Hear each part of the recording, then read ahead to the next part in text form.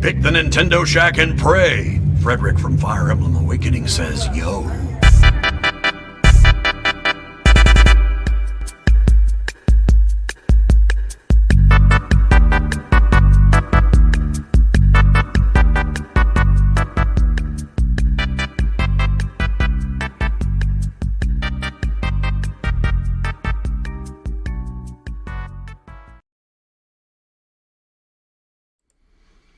Greetings, Kooplings, and welcome back to the Nintendo Shack, the one about Skyward Sword. That's what we're going to talk about tonight. Is Skyward Sword's launch is imminent, to use Emily Rogers' famous word, the word of the year, imminent.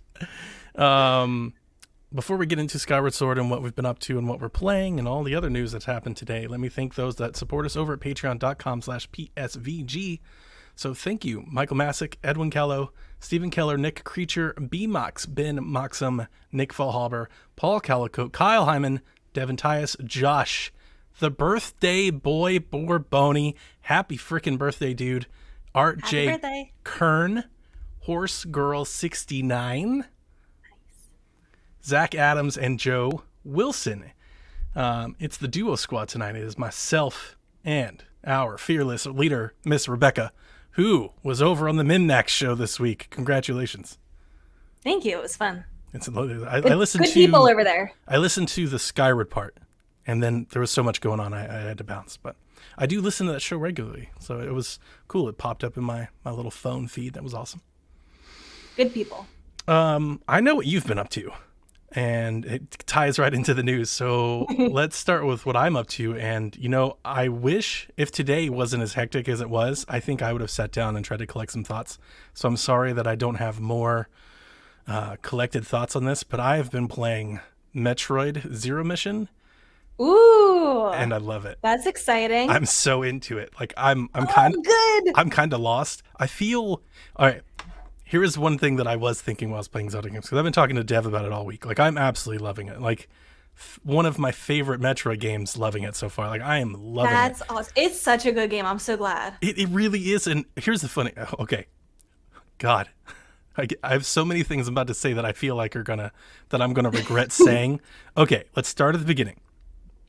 I mentioned that I've never played Metroid Zero Mission. The reason I never have... How much hate mail did you get for that? I didn't get any hate mail, but I got a lot of support mail. But the reason why, I think people who have listened to the show for a long time, they should know, I never had handhelds. So like the Game Boy, the GBA, the Color, the Light, all of that, I don't know anything like that. It's a huge blind spot for me. I didn't have a handheld until the 3DS. So it shouldn't be a surprise, but a lot of people were not okay with that. Rebecca, I got 5 or 6 messages like the next day. Like I woke up and I had DMs. A friend of yours. It wasn't hate mail. It wasn't hate mail. It was people encouraging you to play Metroid. And I feel like that speaks volumes about the Metroid community. They're welcoming. I feel like compared to other fandoms, and of course there's bad eggs in every fandom. Sure. They want you to play. They don't care if you've never played a Metroid game before. They just want you to play Metroid. I like that, actually. That's spot on. Spot on analysis. I like that. Because, yeah, I woke up. I had Friends of the Forest in my DMs sending me download codes for Wii U. And I'm like, I own it on Wii U. Like, I bought the game when it came out. Now, here is the thing. You want to talk about how dismissive I've been over Nintendo handhelds before 3DS? I was sure that this was like one of those, the reason I never played it on Wii U was I was sure it was one of those weird emulation things. I remember that they brought the DS emulation to Wii U where you could play like both screens on one screen, and I just thought it was dumb. So I just kind of wrote it all off, and I more or less bought it for collector's sake, like just to have it. So I never played it. But yes, I woke up, tons of people were like, you've got to play it. Steven himself sent me messages, complete tutorial instructions on how to put this stuff on my 3DS. Aww. So I am playing Zero Mission on my 3DS. Nice. And I included, and I put Fusion on my 3DS, and I put all of the Ambassador games on my 3DS, but I have been playing on my 3DS. I have no idea how far I'm into it. And here's the thing. I think people told me before this, it was a super easy game, that you get through it super fast. It's like super short, 3-4 hours. It's easier than a lot of other Metroid games. Okay. I think I've played it 6 or 7 hours, and I don't have no idea how far I'm into it or not. That's okay. I've been completely lost at times. I did finally hit a guide after You're supposed to get lost to a certain extent in Metroid. I feel like that's part of it, getting lost and getting yourself found. Yeah, for sure. I fought Ridley, so like I did that. Spoilers for the whole game. Like I'm that far. I'm getting my way through it. The guide that I've been using is like really big into collecting all the energy tanks and all the rocket boosts and everything. So I have like tons of stuff. I feel like I could. That'll help you. That'll really help you. Good. Because you can skip a lot of it, and it just makes it a little bit harder. You know, the battles and stuff not having as much energy. Obviously, right? It's like Zelda hearts. Yeah. If you don't have as many hearts, you don't go out of your way to get them. It's just going to be a little bit harder. You can do it, but if you want that extra health, you want that extra ammo. It looks so good on 3DS. Ah, It really does. Like I'm almost shocked. I'm like, this is what GBA was like? Because like now I'm kind of more excited to go play more GBA games.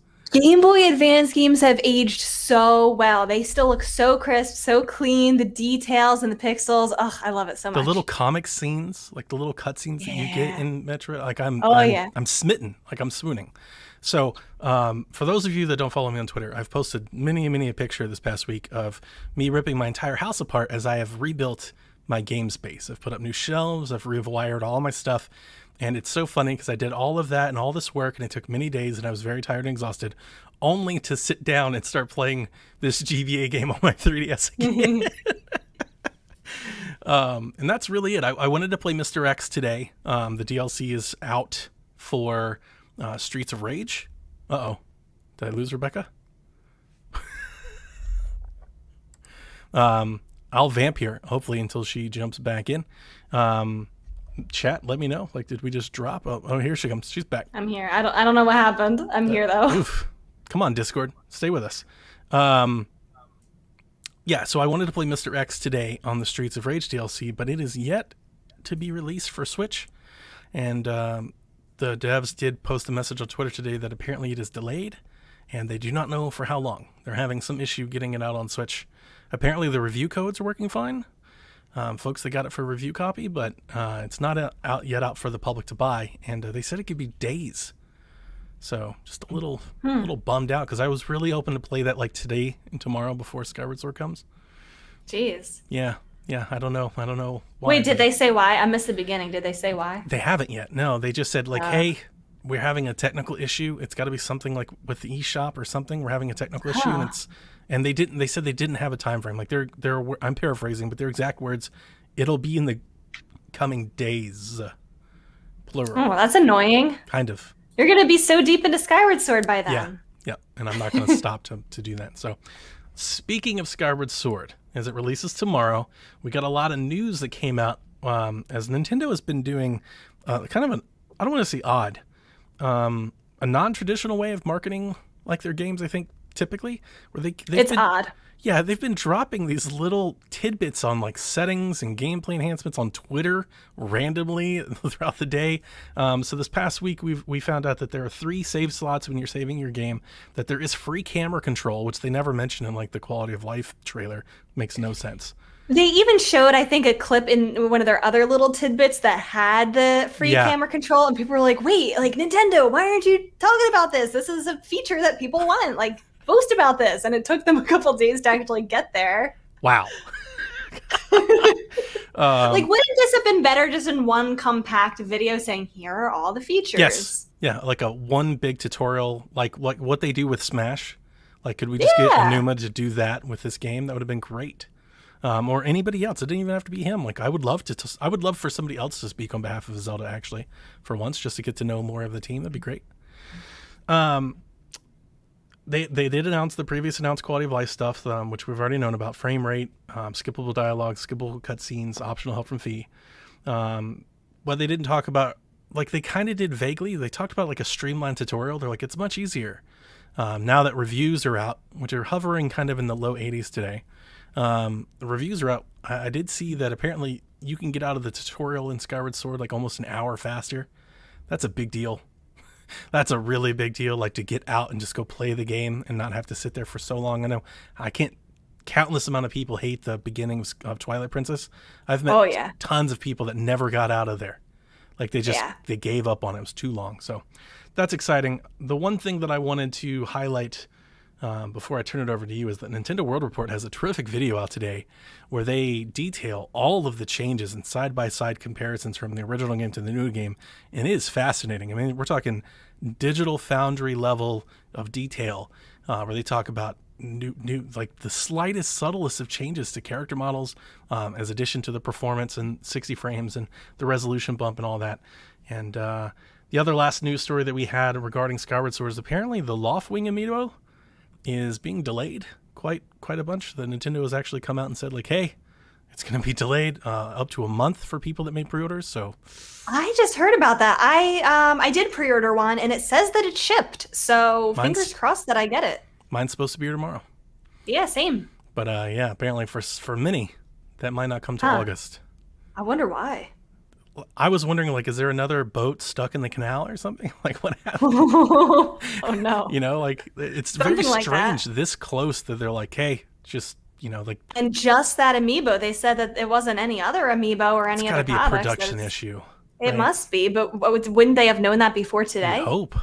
But would they? Maybe they just didn't want people to stop buying them. I don't know. Wouldn't they have talked about the free camera before? Like, you know, like, that's true. That's very hope. true. Nintendo. Just because somebody in Nintendo knows doesn't mean the person with the Twitter knows. True.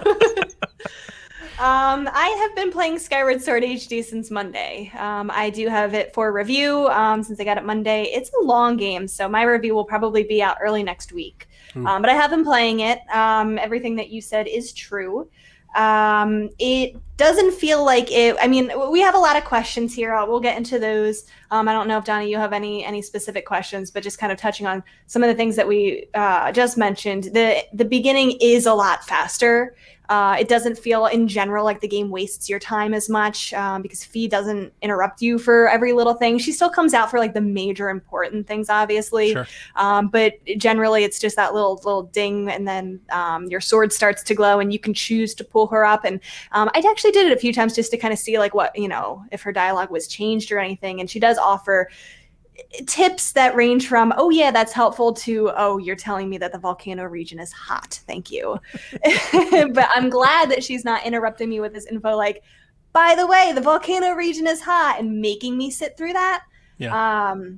That part definitely helps move the game along a lot faster. I do still feel like the intro, I wish they had made some content changes to it to make it a little bit faster, because you really can't leave Skyloft right away until, like you said, about an hour in. I wish that you could jump through that a little bit faster, but they did speed things up considerably. So I'm grateful for that. The controls are really good. They're so much better. I think all of my questions, I think, have been almost answered, but all of my questions almost are strictly to the controls. I'm very impressed with how the game looks, which is... It's pretty. It's really pretty. Which is I mean, that's a step forward from when they first showed the game. When they first showed the game, I thought it looked nice, but I thought Dolphin looked better. Like, I've seen it better. And since they've shown it in recent showings, especially when they've shown like their higher quality trailers, when I've seen it at full resolution, it's a very clean picture. I'm very excited about the full HD resolution, the 60 frames. I'm very excited to see folks play Zelda at 60 frames a second. Yes. Yeah. Clean is a good word, because I remember trying to go back to the game on Wii a few years ago, and I stopped playing because I couldn't deal with the Wiimote controls. Sure. But I remember it looked very muddy. I didn't know if maybe that was because I was trying to play on like a more modern TV or anything like that. But yeah, muddy was, I think, the right word for it. Like, it all just kind of blended together, which I get. Like, it's that kind of painting Renaissance style, pastels, oil colors, whatnot. But it looks so much nicer. It really does. Now. When you see it side by looks side, really clean. like the the Nintendo World Report video. I mean, the side by side, it's for anybody that was having those takes like it's not worth an upgrade, it's not worth the price, it's not a good port. Like, those side by sides are completely telling. Like, it's a lot of work that's been done here. Now, could they have done more? Like, they've done no texture work, which they did do for Twilight Princess, which is a little odd.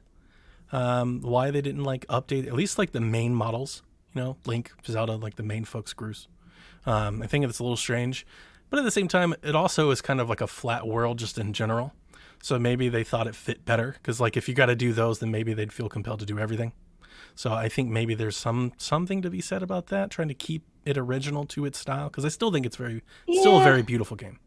Yeah. I mean, you're right. To a certain extent, I think if they added too many detailed textures, it would lose that art style that they're going for.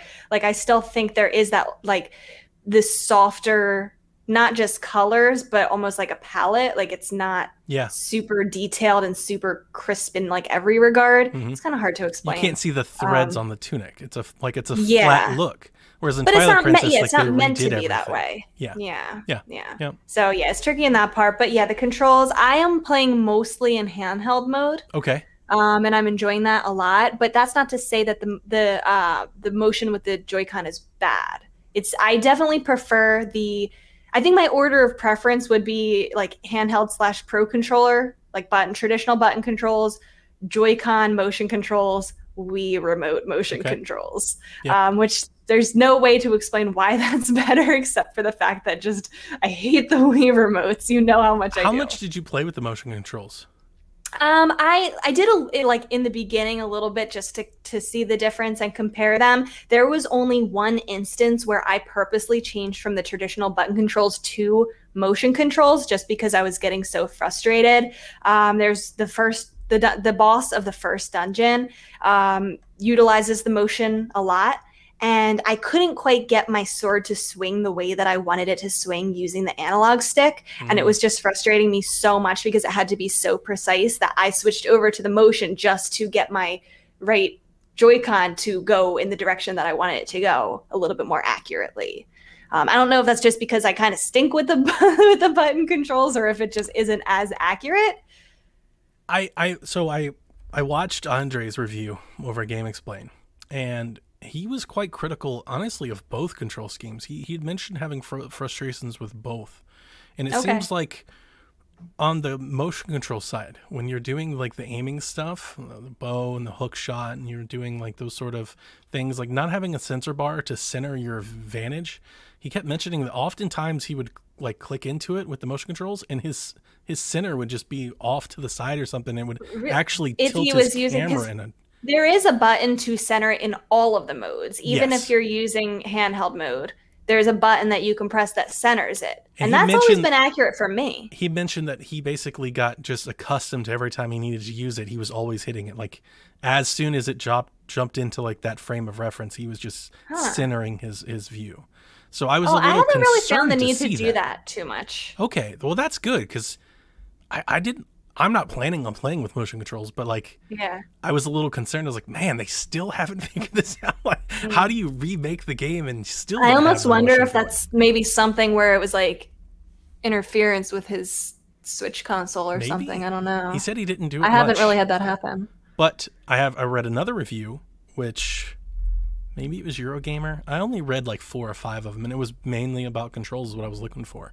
And they said what you just said, that they liked the stick, but they found that it wasn't accurate enough. And oftentimes, especially if they were like in a flurry, like if they were like under duress, that it wasn't doing what they wanted. And they even mentioned like doing actions with the stick, like throwing and things like that they would do the wrong thing. And I'm like, oh, that also sounds really frustrating. I hope that's a minor case and not like something that I'm going to really be a stickler for. Yeah.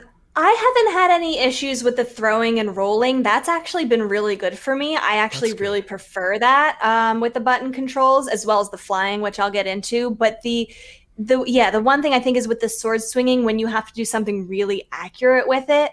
I also need to mention that my Joy-Cons drift, so this could also be part of it.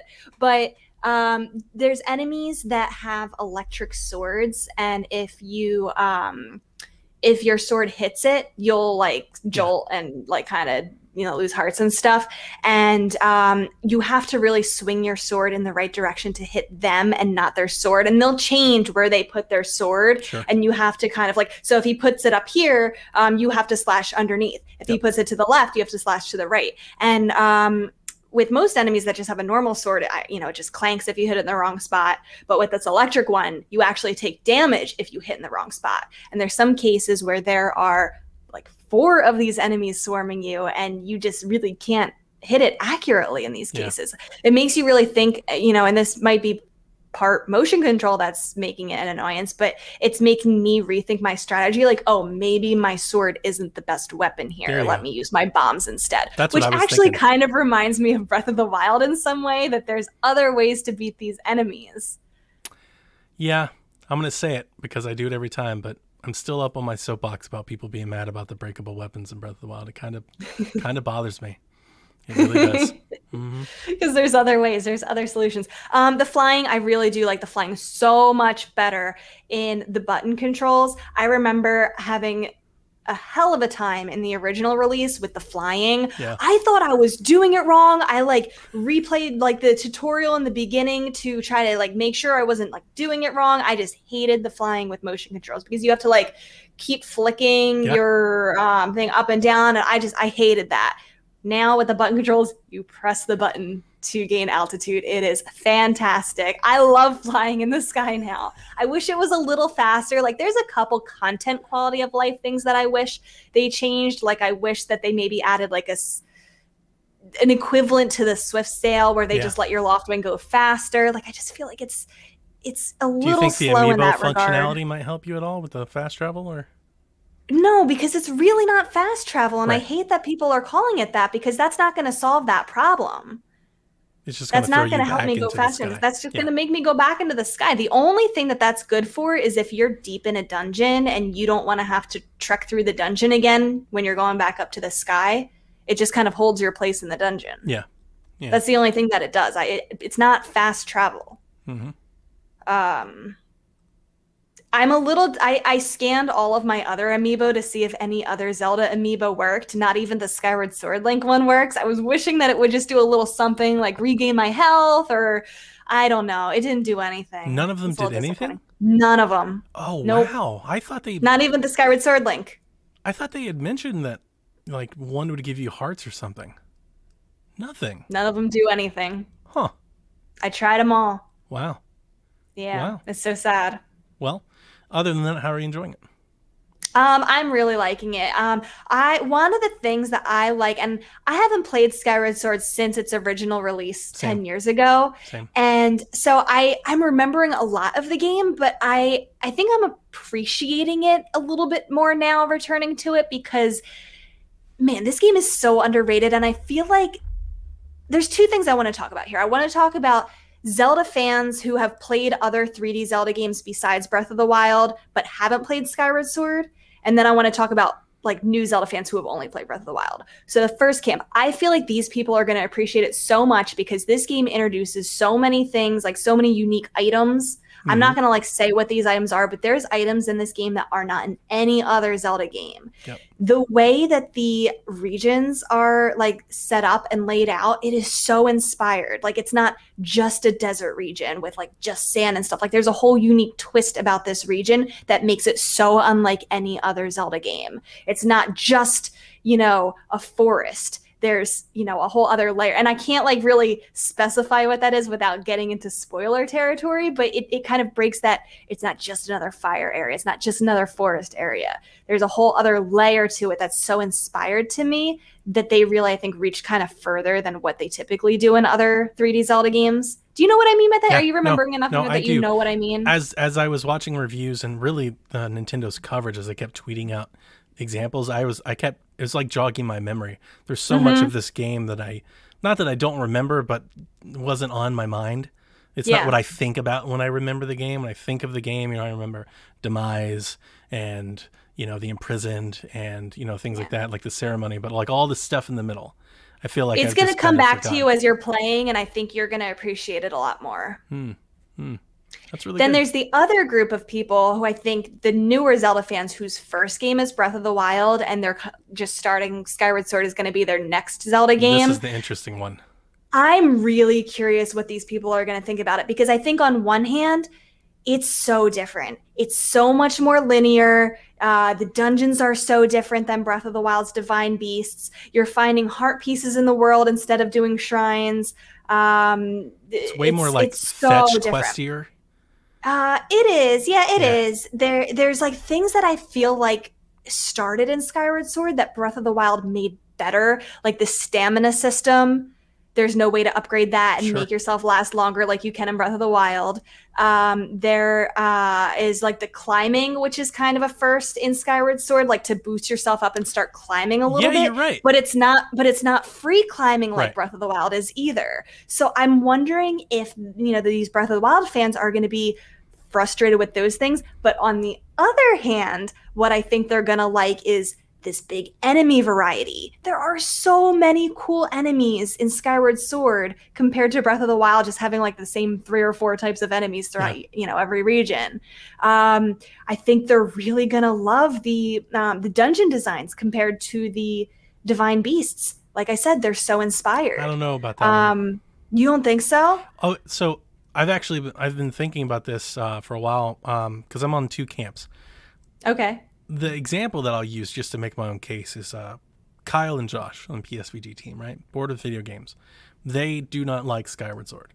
And I'll use Josh as an example because Kyle might be predisposed. Like, he's predestined to not like Breath of the Wild. Josh did not like Breath of the Wild. And when you talk to him about it back in the day, he would often recite just like a paralysis of this open game. He didn't know where to go. He didn't know what to do. He was often Skyward Sword? No, I'm sorry.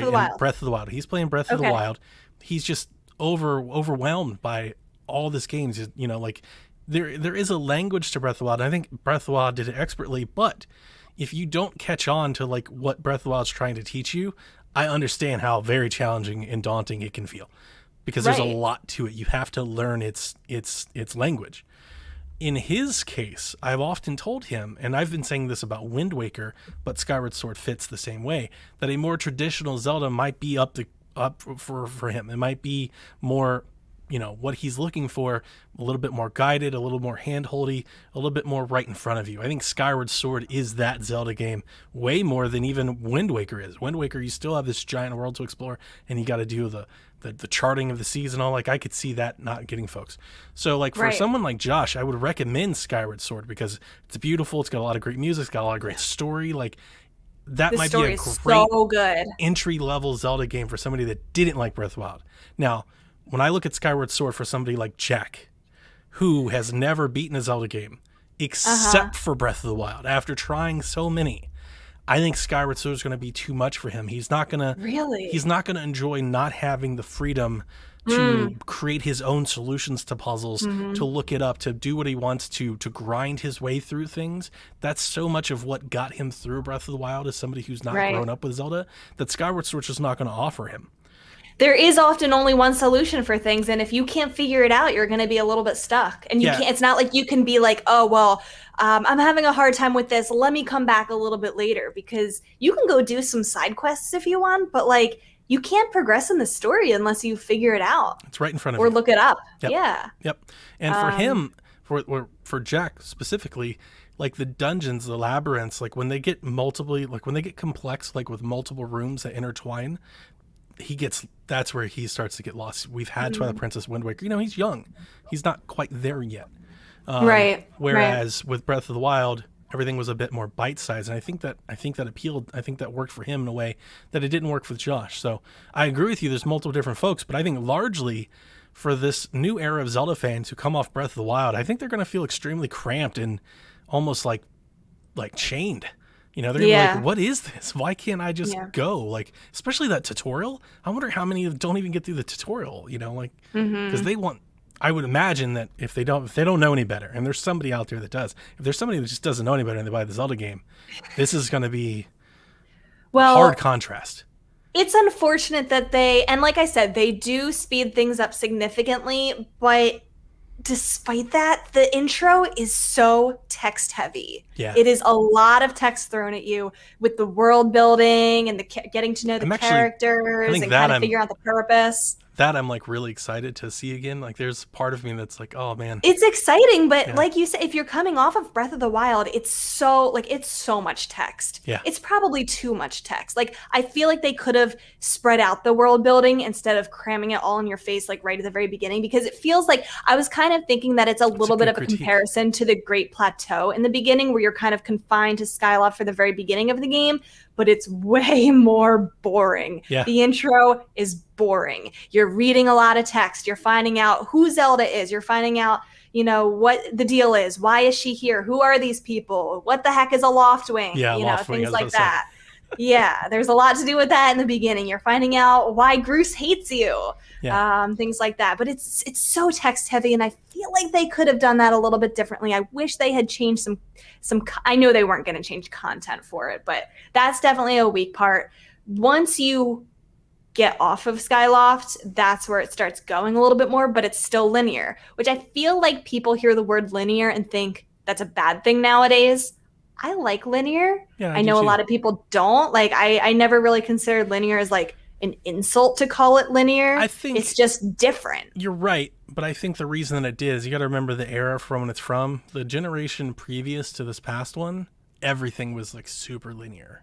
So there was maybe like it's that just what we grew up on. But now with the rise of open world games and like Zelda's take on open air and everybody that's like come between it, now I think some of us, I know me and Elaine, we were just talking about this last on Xbox Empire.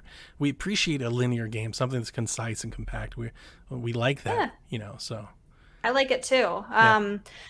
What else was I gonna say? I don't know. Yeah, I think that beginning, I wish it wasn't so text heavy. I feel like, darn it, I had another thought. It'll come back to me. Okay. But overall, I'm really enjoying. Oh, the dungeons. I feel like I'm looking at it a little bit differently now than I did when I first played it. Like when I first played it, I was in high school. I would say you're 10 years older now. Like you've got so much more gaming, to bring back with you. I remember thinking, oh my God, it is such a long lead up before we get to the dungeon. I just want it to get over with so I can finally get to the good part of the dungeon, because that's kind of the formula. You get to the region, you do all of these kind of tasks to get to the dungeon. And now that I'm playing it again, I'm looking at it a little bit differently and the dungeons are a little bit shorter, I think, in this game compared to other Zelda games, other 3D Zelda games. Twilight. So where they're kind of longer and more complex. Well, I'm kind of looking at it now that I'm revisiting it as that lead up is almost like it's the first part of the dungeon, because there's very dungeon-like puzzles in the overworld that are leading up to it. So it's almost like there's an outdoor element to the dungeon and then an indoor element to the dungeon. Because I realize it's kind of the same thing that you're doing. You're doing all these tasks and you're like trying to get, unlock different parts of this region, and you're trying to activate things in some cases. So I'm kind of looking at it a little bit differently in that regard, and it's kind of making that experience less of a, oh my God, I'm trying to get to the dungeon, and just appreciating, oh yeah, this is kind of a dungeon too. It's just not called one. My lasting memories of Skyward Sword have always been the music, which I found to be absolutely incredible. It's my favorite in the series. And then the final act. Maybe the strongest final act in a Zelda game. Definitely better than Breath of the Wild. Now, you've got to put yourself to get there. You got to go through some stuff to get there, but I assure you that it's worth it. At the end of Skyward Sword is really, parts really good. of the story, some cutscenes and parts of the story that will make you tear up. Yeah. Like, they're good. They're so good. I still maintain it's the best story of any Zelda game. I think that's probably fair. Yeah. That's probably fair. I've never. Well, it was funny because I did want to. I wanted to come back. You said underrated when this is one of the highest rated Zelda games ever, and I think that's been an issue with a lot of people that didn't like it for all of its game mechanics and the fact that they built a game around motion controls and stuff. But it is a very good game. Like, those reviews are not wrong. There's a lot of good game there if you can get through it. And I'm hoping that the new motion controls or the new button controls will help people get there and kind of realize, because it is the origin story too. Yes. It's like required reading for Zelda fans. It's so good. It really is so good. And I'm not even somebody who's invested in the timeline or anything like that. But yeah, this is definitely, and I, as somebody who really enjoyed it the first time I played it, this is making me enjoy it even more, which is a good time to show off my shirt that says, I liked Skyward Sword before it was cool. Before it was cool. Designed by my friend Mary. Mary wants a cookie. Nice. Yeah, it's a good game. I still have my Wiimote. I have my gold Wiimote. Oh, it's so good, so good. Oh, my Skyward Sword Joy-Con are coming in the mail tomorrow. Yeah.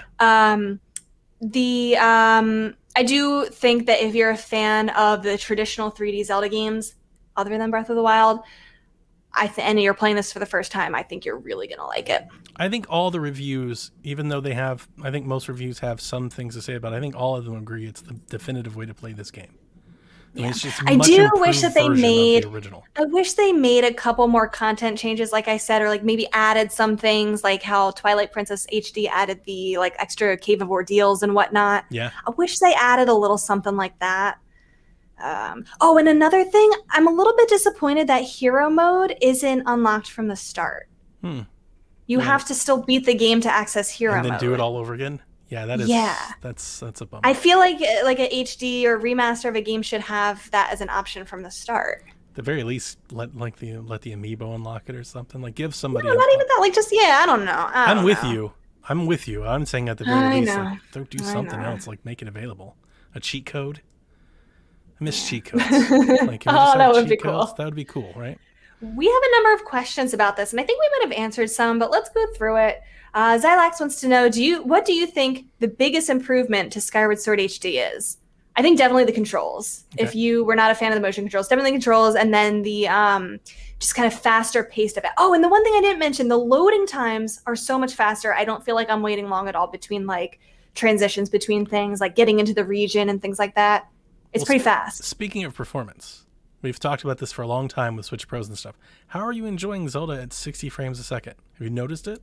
I don't notice that kind of thing. I haven't. I mean, I even watching review coverage, like I'm just like it's so fast and smooth and fluid. I'm like, I can't wait. I don't, unless it's significant. I don't really notice like drops. I wonder if it's minor. I don't notice. I wonder if we could get you like on one of your streams. Can we get you to play like Calamity for like 15 minutes and then immediately swap? And just... Maybe. Sure. Yeah. Okay. Let's see. Yeah, so controls and like just the fastness of it, the lack of interruptions from Fee, which was one of the things I wanted the most. Sure. Mr. Pig says, I think the big question that's all on our minds is whether or not it's worth the price Nintendo is charging, especially when compared to Nintendo's previous efforts with the 3DS remakes and Wii U remasters. I want to jump in before you answer because you're the only one that's played it, so I'm gonna have a hard time answering any of these. I think it's funny that he says when compared to previous efforts, weren't the Zelda ones on Wii U also $60? Mm-hmm. Were they cheaper? I don't think so. So it's the same. Like compared to the other ones, it's exactly the same. Like Twilight Princess and Wind Waker, I think were $60. Yeah, and they did add some other, like I think I see people arguing about how like Twilight Princess added that Cave of Ordeals and Wind Waker added the Swift Sail, but I mean Skyward Sword changed the entire control scheme and they didn't have to do that, and I still maintain that change is worth it alone. Especially if you didn't like it, because I feel like people complained more than like all I've heard for the past 10 years, a bug flying around my face, the past 10 years is I will only play Skyward Sword if they get rid of the motion controls. Yeah, that is true. All I've heard for 10 years, and now that they have added that, they added traditional button controls, people are still saying, oh, but it's I remember $60. When back before this was announced, when we were hoping to get the Twilight Princess and Wind Wakers of the world, people were like, oh, they'll never do Skyward Sword because the work that it would take to do the motion controls just wouldn't be worth it. They'll never do it. And they did it. And they did. That's spot on. Do you want Miyamoto to come knock on your door and hand deliver you a copy? Like, what more do you want? Yeah, well, everybody, I mean, we're going to get into that with the OLED too. I mean, come on, Twitter's just going to do that all the time. We can't always do that.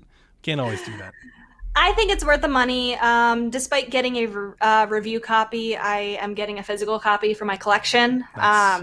Are you getting the one from the UK? No. My copy Steelbook. From I the should. UK. I haven't bought one yet. I haven't bought my copy yet, so maybe I will. I don't know. I don't really collect steelbooks. Yeah, but it's going to look I collect Metroid steelbooks. But it's going to be great on the shelf, Rebecca. Yeah, but it won't match my other ones. Well, I'll have it. I'll see how much I can tempt you. I'll just send you lots of pictures. Show me a picture. I'm thinking about it. But yes, I do think I am not somebody who looks at a game and thinks this is not worth $60. Like a AAA for a Zelda title, I'm not a person who says that ever. in his defense, I will say that Wind Waker and Twilight Princess took extensive advantage of the gamepad, which they had to put in. They also had like some really cool special editions. You had the Ganon figurine, and then Twilight Princess obviously came with the Twilight Princess amiibo and stuff like that. So like there were a little extras. I would have liked to have seen a little bit more frills thrown into Skyward Sword. Like we have the Loftwing amiibo, but it's not like included in like a special edition. Like I and to be honest with you, I really love those boxes for the HD ones on Wii U, like those big cute boxes with the amiibo and stuff in it, with the gold, clear window. Yeah, with the gold backgrounds, like the shiny thread. Like I like that too. I would like to. Yeah, they could have frilled it up a little, especially considering we didn't get an actual Zelda collection as we should have. Well, I definitely think that there are some things that I wish that they included that would have made it even better. Don't get me wrong. Should have got gold Joy-Con. Damn it. That would have been nice. Yeah, I think that would have been nicer than the blue Joy-Con or purple, whatever it is. Yep. But yes, I do think it is worth the money, especially if you've never played it. If this is your first experience with Skyward Sword, especially, and like you want to try it, definitely worth it. Yeah. Fernanda says, "Is Zelda from Skyward Sword babe?" Yes, she is. She is wonderful. She is one of my favorite iterations. I know Caroline was always Zelda. she always had that too. It was her favorite Zelda was Skyward Sword. She's so good. She has such a good character. Like she's not, and without spoiling any story, she's not the princess who gets kidnapped by Ganon and needs to be rescued. Yeah. She is extremely involved in the story, maybe even more so than any other Zelda, I'm willing to say. Yeah. I'll have to replay it. It's so good. You're going to love Zelda. Yes, she is babe. I answered this for me for what I've been doing, but Donnie, K Noel wants to know, are you going to be using motion controls or button controls? I'm never touching motion controls. Not any part of it at all. Actually, in button mode, that does bring me into another question I want to ask.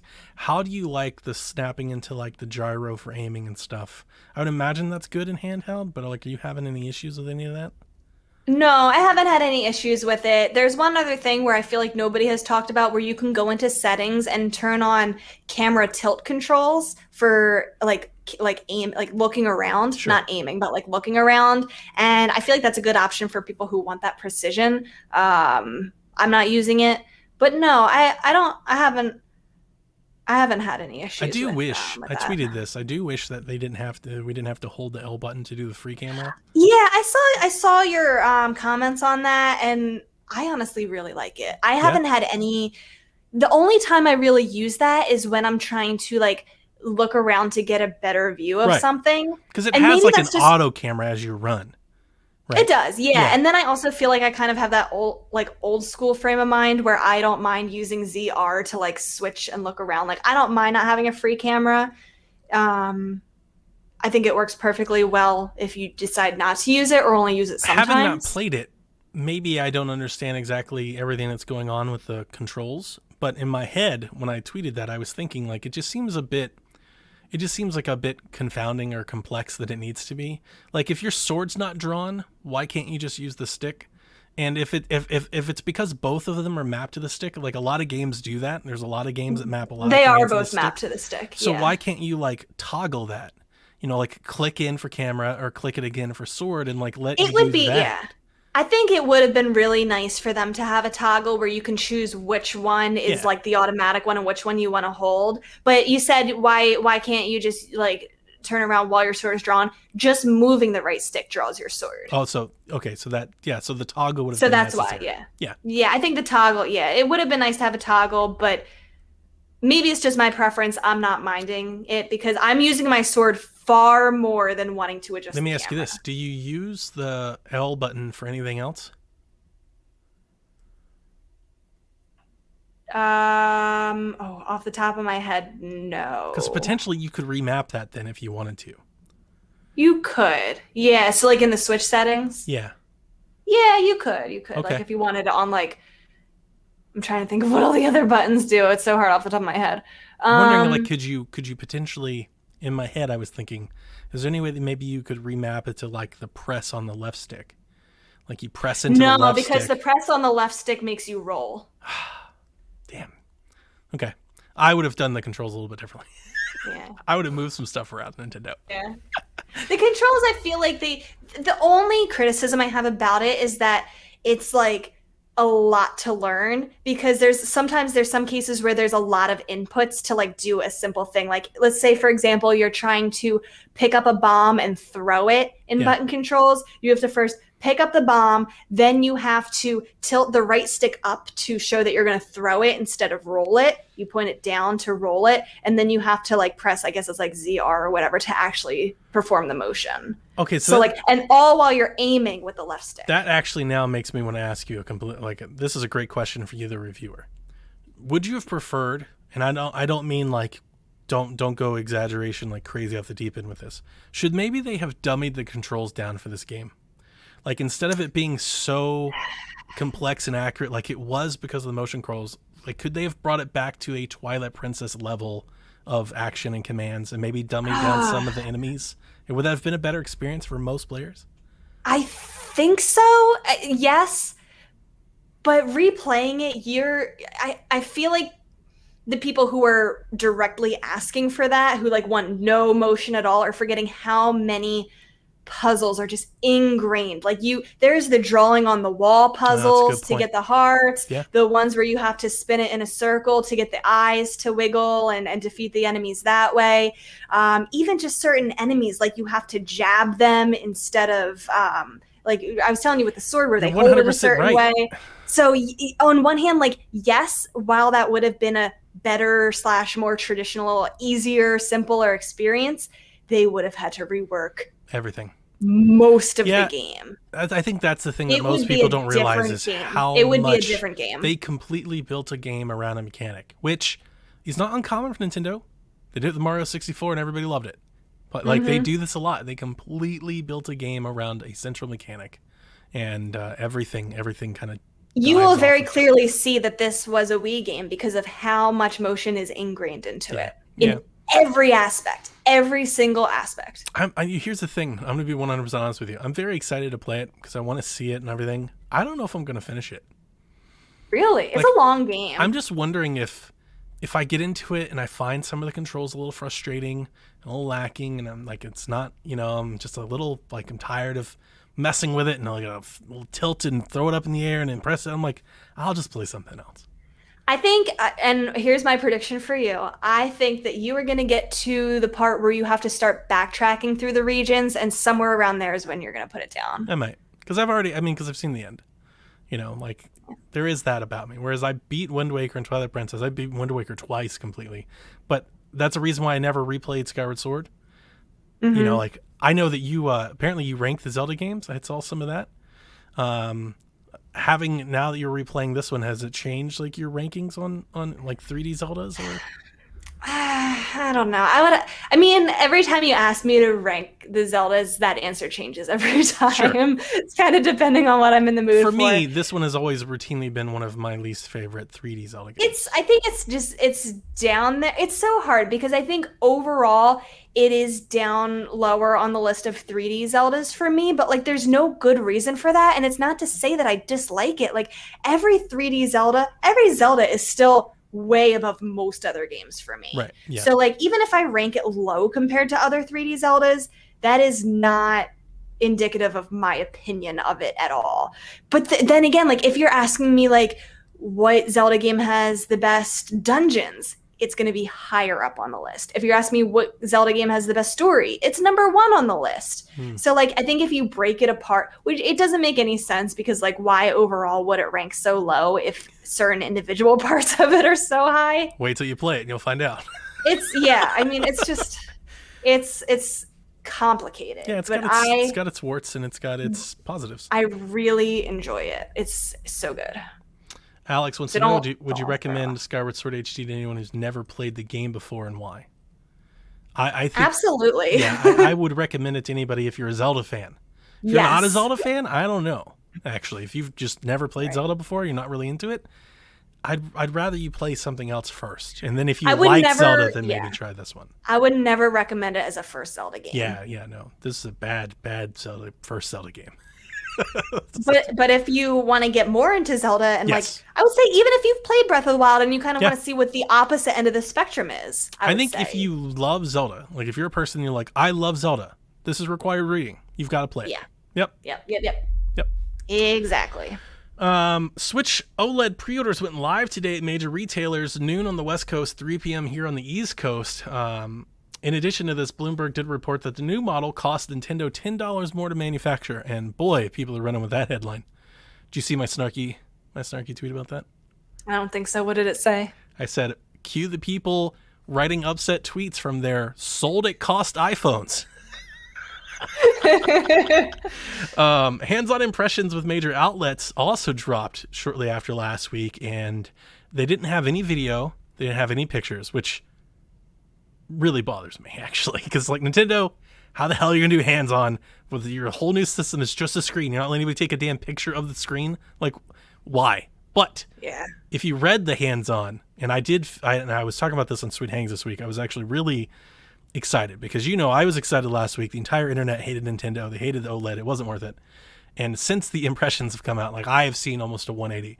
A lot of people wanted to get them, as evident by today's PS5 mad rush on pre-ordering them. Remember last week, who's this for? Nobody's going to buy this. And it's like they've sold out everywhere, and they sold out like that. I knew they would. And those hands-on impressions, they all say the screen is a major improvement. The IGN reviewer, I think is Tom, he said he took his Switch and his Vita, the OLED Vita. He's like, I put them both, and he's like, and the Switch OLED just makes them pale in comparison. They said the grass in Breath of the Wild was cartoonishly green, Rebecca, cartoonishly green. So all the vibrant colors. Very exciting. Did they just up the saturation like 10 notches? That's basically what LE does on its own. And it is a shame that they didn't put HDR in it. It really bothers me that they didn't, because it would have been a really great, just a little extra. Here's the thing. It required no horsepower. Like, they could just do it. They could just turn it on. The OLED screen's totally capable of doing HDR. Phones do it. Even the cheapest ones, they could just do it, and they haven't. I'm wondering if maybe they did, and they're just not going to tell anybody. That's another thing I have kind of in my head. I'm like waiting for people to review it, and they're going to like put the signal on something with HDR and do side by side. They're like, they're really close. Because Chris was right. It's not something that I would expect Nintendo to talk about, but it could have been a little selling benefit for the dock bottle. Not that they needed it, because they sold out everywhere. But I wrote this down before the pre-orders went live, so I want to ask you, how are you feeling the week after the OLED now? Now that pre-orders are here and stuff, how are you feeling about it? Have you changed at all? Same?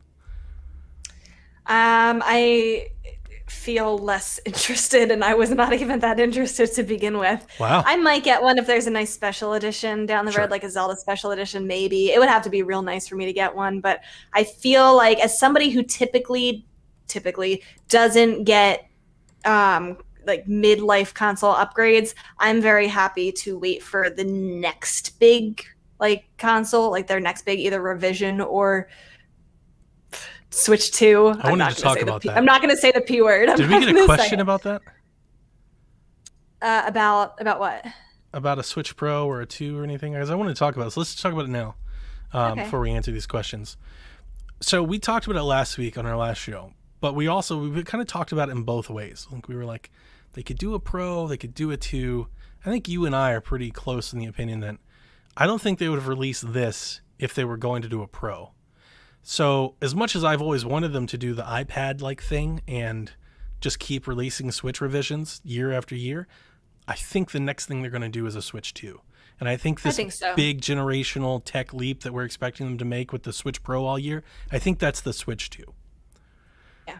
I think it'll be fully And that'll be in 2 years. Yeah, I think you're right. And it'll be fully backwards compatible. It'll be affordable in a way that something else that we're going to talk about it probably isn't. It'll be affordable for Nintendo fans. It'll be a big leap I hope that forward. it's backwards compatible, but then they'll start putting out the exclusive games. And I think that's the trigger for me to buy it, is when they start making exclusive Zelda or even Pokemon games. They might launch with an exclusive Zelda. Oh, please. I would get it. That's how you get Rebecca's purchase. And that's how they get you.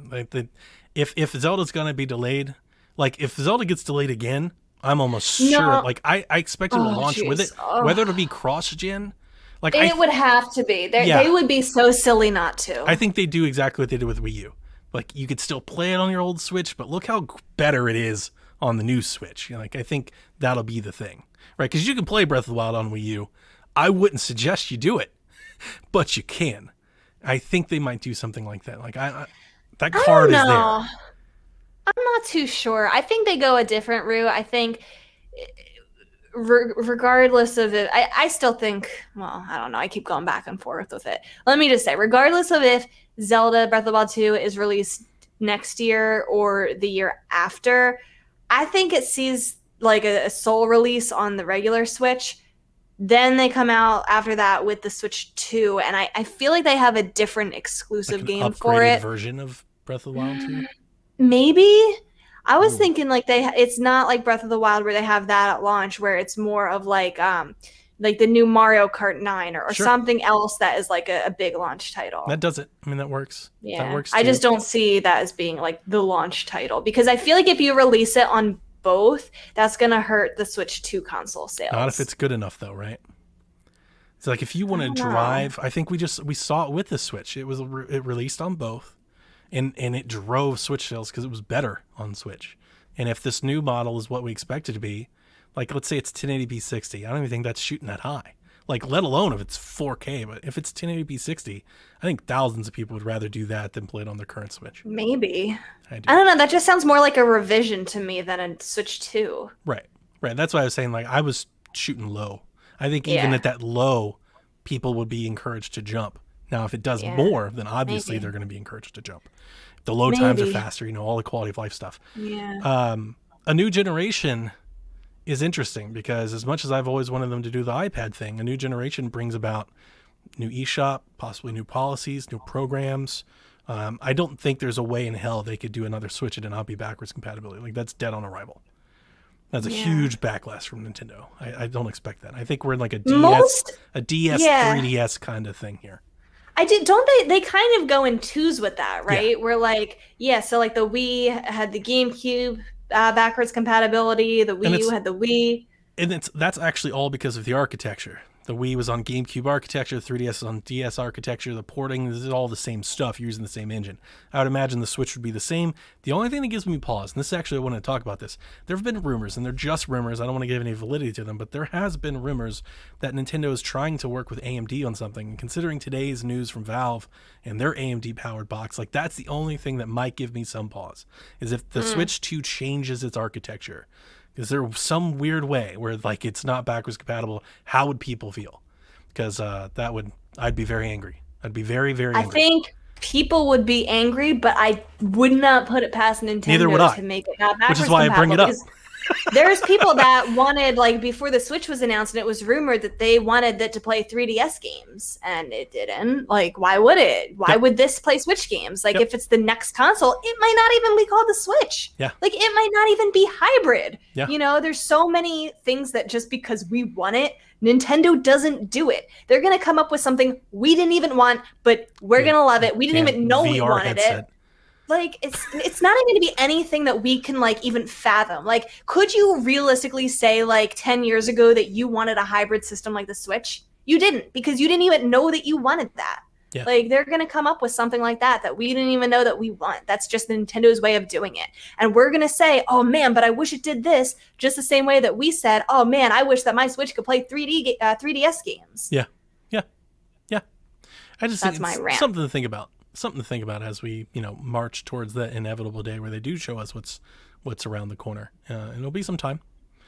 I agree with you. I think you and I are almost lockstep. I think it's the next generation. I do think it'll be a Switch 2, and I do think it's 2 years away. I hope so, and I just want it to be hybrid because I value that so much. Yeah. And I honestly don't think they can go away from it at this point. That's their core mark. Let's save it. Let's save that. Let's answer some questions. Kevin, if you do get your Switch OLED, what are you going to do with your old Switch? Sell it, keep it, give it to family. It's worth mentioning GameStop today. I think they mentioned they're $200 for your old Switch. So if you want to get a Switch OLED, they'll give you $200 for it. That's a good deal. That's a sweet deal. That's a really good deal. Was it $125 for the Lite, I think, which that's okay. You could sell it for that. Keep your Lite. If you have an OG Switch, sell that. Yeah, if you got an OG Switch, I definitely upgrade because it's $150 and you're getting a big upgrade. I think. I know a lot of people don't think so.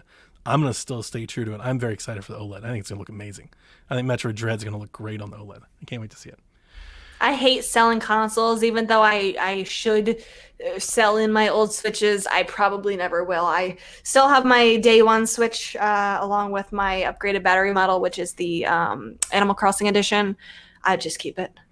It's more valuable for me to just nostalgia reasons to have my consoles than money. My old Switches, if you've been keeping up with me, my Switches I've been customizing, and I've gotten them custom painted and everything. So my Switches, once I moved to the OLED, my Switches become ornaments. They go in the new gaming setup. They go on the shelf. My Zelda Switch, my No More Hero Switch. That's nice. Yeah, they're just hanging out until I replace them with my actual gaming machine. Yeah. Adam wants to know, was Donnie able to get a Switch OLED? Also tell Donnie his new game setup looks awesome. Thank you so much, Adam. I appreciate it. By the way, I'm just over the moon about my gaming setup. I never imagined it was going to look that good when I started ripping the house apart. I'm really, really excited about it. Like, I never want to leave. I was able to get a Switch OLED today after about 45 minutes of frustration and thinking I wasn't going to get one. Rebecca, I actually queued up a tweet where I was like, F it. I'll try another day, because I had a really hard time. I had all the same sites that I had up for Xbox and PlayStation. I got those. I didn't really have, like you had to try, but I was trying today and wasn't getting anywhere. And it got pressure filled because everybody else seemed to be getting them. And I was like, what in the hell? Is it just where I live? Like, what's with it with me? Why is everybody getting one? And then Target goes up, and most people had a very easy time clicking right through Target. I'm a little concerned because it looks like my estimated delivery date today is like Monday or Tuesday. Like, well, that's weird. I want it on the day of. So mine might come a few days late, but I did get one, and I'm very excited. And I should mention, because of the news, I wanted the white version. I did not want the red-blue. The red-blue was available like everywhere. Like, I could have gotten that whenever I wanted. What did you say about Monday or Tuesday? So it comes out on the 8th, which I assumed is a Friday. Oh, you're talking about October. Yeah, October. I was like thinking, oh my God, you were talking about like this Monday or Tuesday. I'm like, Donnie, that is like a mistake. I thought you were thinking it's like coming in a couple of days. Yeah, like, no. You're not getting that in a couple of days. It's supposed to be the 8th. That's when I want to play Metroid. And then my system is like marked for Monday or Tuesday. Hopefully that gets updated as we get closer. Yeah. Like, I'm hoping that's just a thing. But it's just a little bit of a bummer, because not having it, I don't want to play Metroid without it. So that might mean that I'm a late start to Metroid, because that's the big reason why I want it. There are worse things. Samus has that like glowy light. It's going to look great on the OLED. I want the glowy light. Yeah. Good. Pokemon Unite, Rebecca, comes out on Switch next Wednesday, July 21st.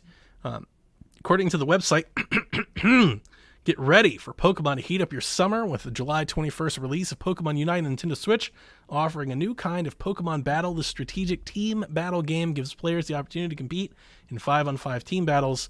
Add some thunder to your battles by logging into Pokemon Unite by August 31st, and you will receive Zeraora's Unite license.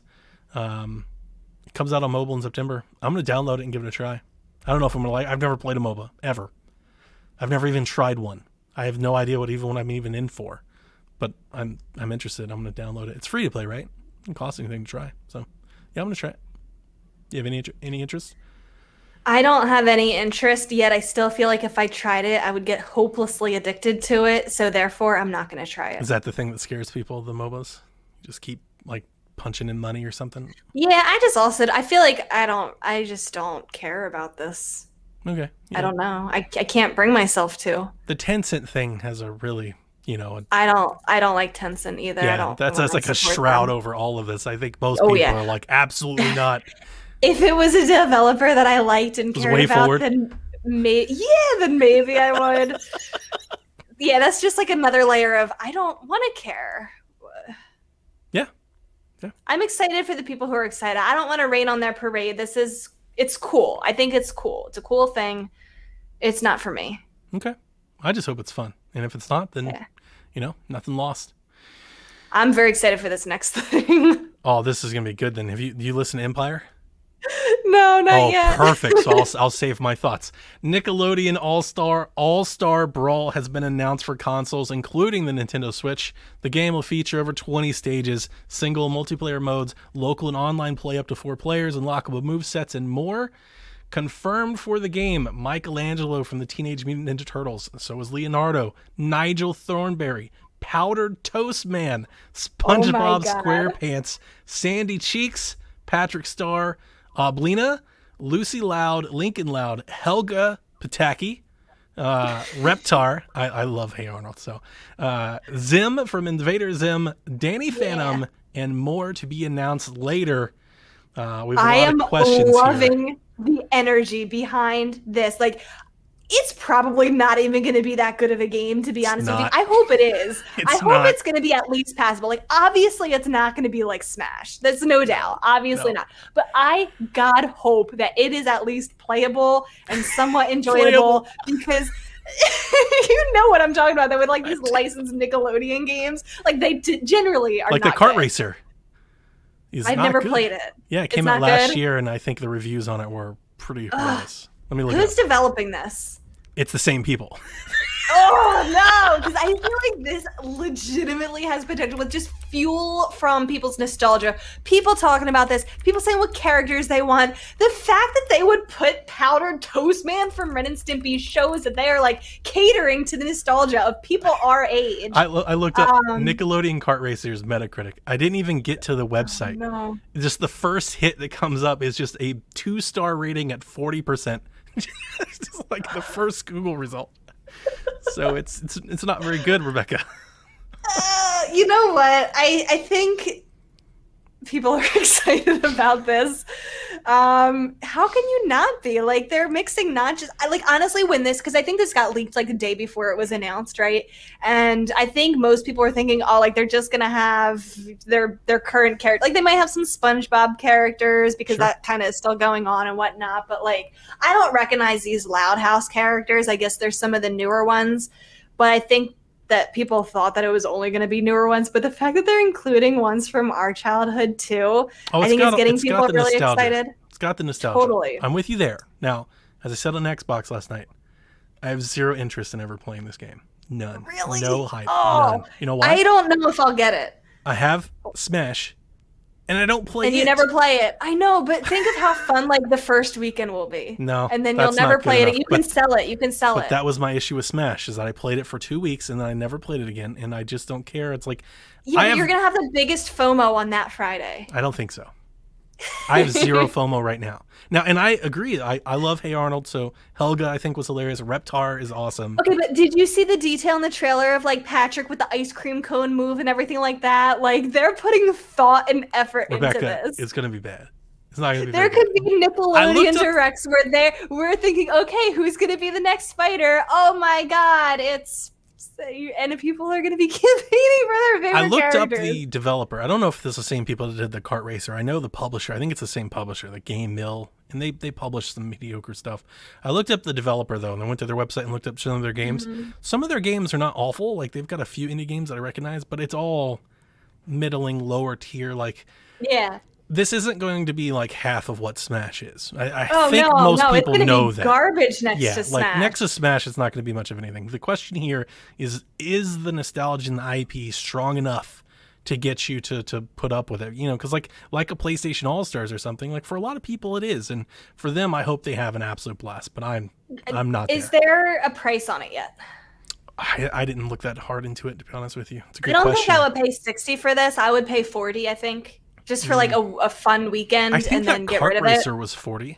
I think okay. Because I was looking into that Kart Racer. I would pay $40 for a fun weekend. Because it's so funny, because how you are right now about this is how I was about the Kart Racer until it came out and it was like, oh, it's real bad. I was like, oh. I would probably regret buying this if I did buy it. Because all of this in a Kart Racer, like Reptar and Helgen, like I was like, oh, hell yeah. Like, if it's Crash Team Racing with this sounds great. And then it comes out. With, the stages of the shows and stuff. I think the best review I saw for that Kart Racer was like a 5 from, like, review sites that we respect. It was, like, the best one. It was the best. Like, the top of the top was not good. And I was like, oh, no. Oh, no. Apparently it's supposed to be $50. Oh, I don't know. That extra $10 is asking a lot. Just look into it, guys, before you do your pre-orders, you know? Well, we had a surprising number of questions about this game. So I think that's what people are like. It's nostalgia sells. It does. Future game devs out there, remember that. Nostalgia sells. And these are like big hot properties, like not everybody has access to an IP like Rugrats or SpongeBob SquarePants. Oh, before we answer their questions, I had a question for Elaine last night. She didn't answer. Let me ask you this: would you have been this hyped if if SpongeBob was actually in Smash? Like if he's the last fighter, it's SpongeBob SquarePants?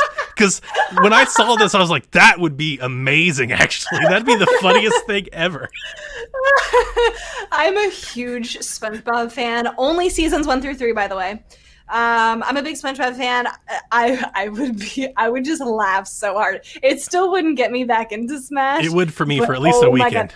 I would love watching people. Just the memes alone would be so worth it. That'd be way better legacy. than half the characters we've got in the DLC so far. Oh, hell yeah. So I like that. I'm glad that I asked that question then. Yes. 3 people asked. Amanda, Delvin, and Brandroid all asked, who do you all hope to see in the game? Amanda said she's hoping that the Angry Beavers are in it. Good shout. Sure, they're probably a lock-in. I want at least a stage from the Legend Hidden Temple. Oh, yes. Oh, my God. I love that show. At least a stage. It looks like there's only animated things in it. If not like a generic, Hidden Temple runner or something. That'd be great. Or the Nickelodeon Guts with the aggro crag. Oh, that's good. Every time the mountain. What about, how about Kanan and Kel? See, these are all like live action things. I know. Like, I feel like they're only going to do animated things. I know. I'm just trying to make it crazy. Growing up, I was a really big fan of Rocket Power. I loved Rocket Power. See, I think most of everybody that I would think of, not everybody, that's not the case, but most of the shows that I would think of are here. Oh no, there's a lot more. Like Rocco's not here, right? No, Rocco isn't on there. Rocco could be Cat Dog. Cat Dog. Is there anybody from Doug? Ooh, good call. Doug. Yeah, definitely Doug. Doug's not here. Doug's funny. Elaine and I were talking about this last night, and we just kept coming up with Cartoon Network. And I was like, we can't cross the streams. No, I was not a Cartoon Network girl. I was a Nickelodeon girl. And I loved a lot of Cartoon Network properties, but I want Rocket Power. This is Nick. Rocket Power was my favorite. Rocco and Doug seem to be the biggest ones that are missing. But even the ones that are missing, Amanda's Angry Beaver shout is good. That's good. But like Powder Toast Man is great. But like, where's Ren and Stimpy? Like, there's a lot of other, like Ablina's here, from Real Monsters, but they'll be unlockables. Yeah. Where's Arnold and all of his crew? Like, there's a lot more people here that you could put in. Hold on, I'm looking up a list. Okay, I'm going in order here. Doug, Rugrats, Ren and Stimpy. Skeeter. Do you want Doug or Skeeter? I wasn't a big Doug fan. I wasn't a big Doug fan. Patty Mayonnaise. Rocko's Modern Life, Real Monsters, Hey Arnold. We definitely need more Hey Arnold we definitely fighters. Need those. I don't remember Kablam. I don't remember that show. Angry Beavers we need. Cat Dog we need. That little Winston guy. We need Winston from Cat Dog. The Wild Thornberries. Give me Debbie. Oh, I mean, come on. This is my celebrity doppelganger, Rebecca. Where the hell's Donnie Thornberry? Yes, get Donnie it. We need Donnie. Everybody has said that. Like I've lived with that ever since the Thornberries have come out. Rocket Power was my #1 favorite. I had a cartoon crush on Twister Rodriguez from Rocket Power.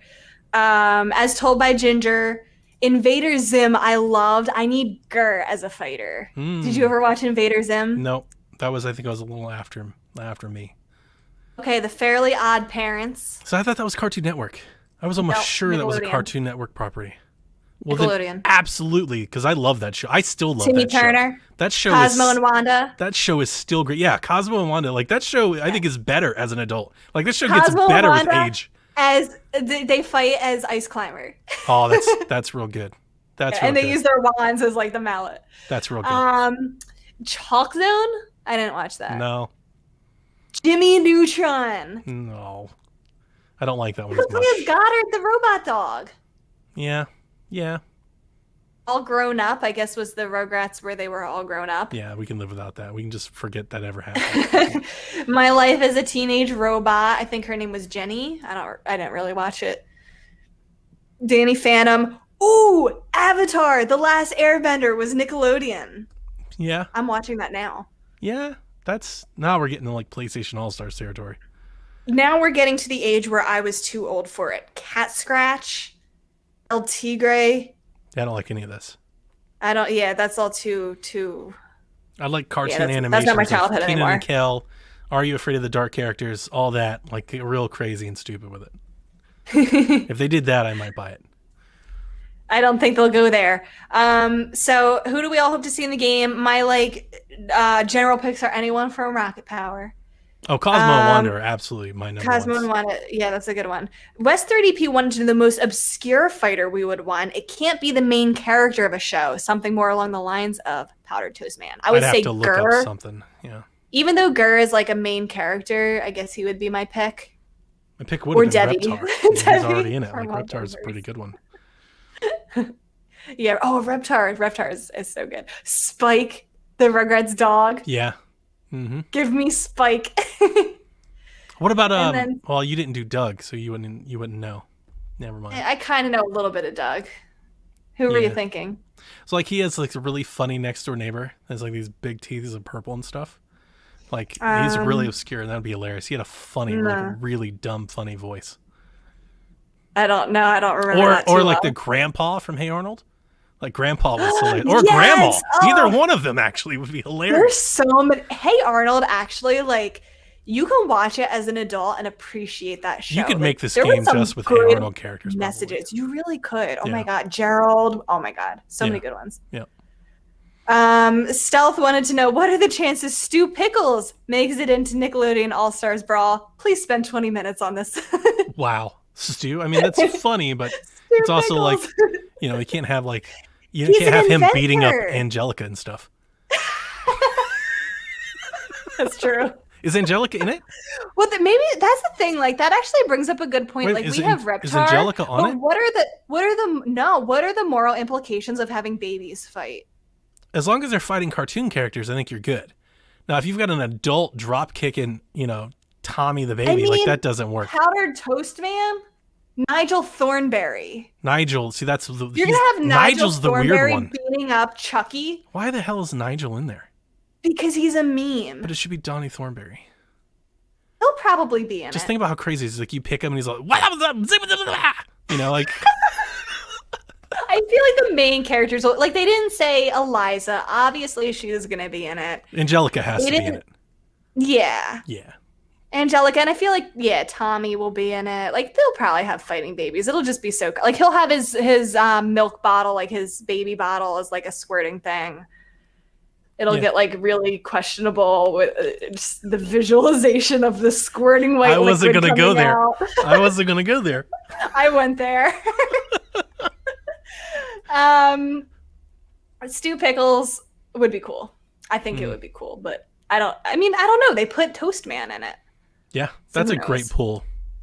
I'd Yeah. forgotten all about it until this trailer popped up and stuff, and I was like, Phil wow, and Lil, Garrett says, is another good ice climber moveset. that's better Phil than and Lil. Cosmo and Wanda. I feel like Cosmo and know, Wanda they're should be both able to good. fight each other. Like they should be, like alts as opposed to like a team. Yeah, maybe. Yeah. Yeah, maybe. Anyway, if it's not like so bad that it's broken levels of bad, I might get it for a fun weekend. Okay. Well, I look forward to, and maybe I'll send it to you a review. That works too. I'm sure if you ask, I don't know about that one. I'm good. Like I said, I'm 100% like I like to review good games. Here's the fun thing. I don't know. I say fun. I meant like funny thing. Like when this was announced, I was like, I have no interest in playing a Smash clone.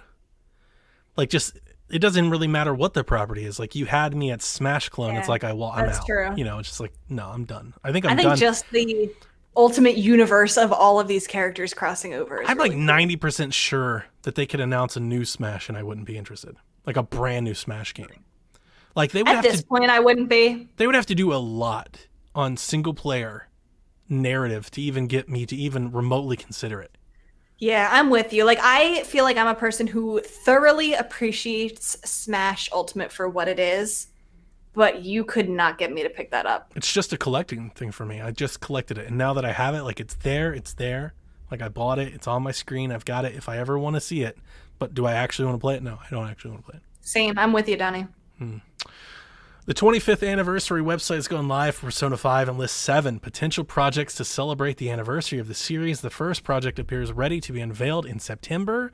I did not talk about this last on Empire because out of all the Persona games, they have only published a very select few on Xbox, so I don't think it was really worth it.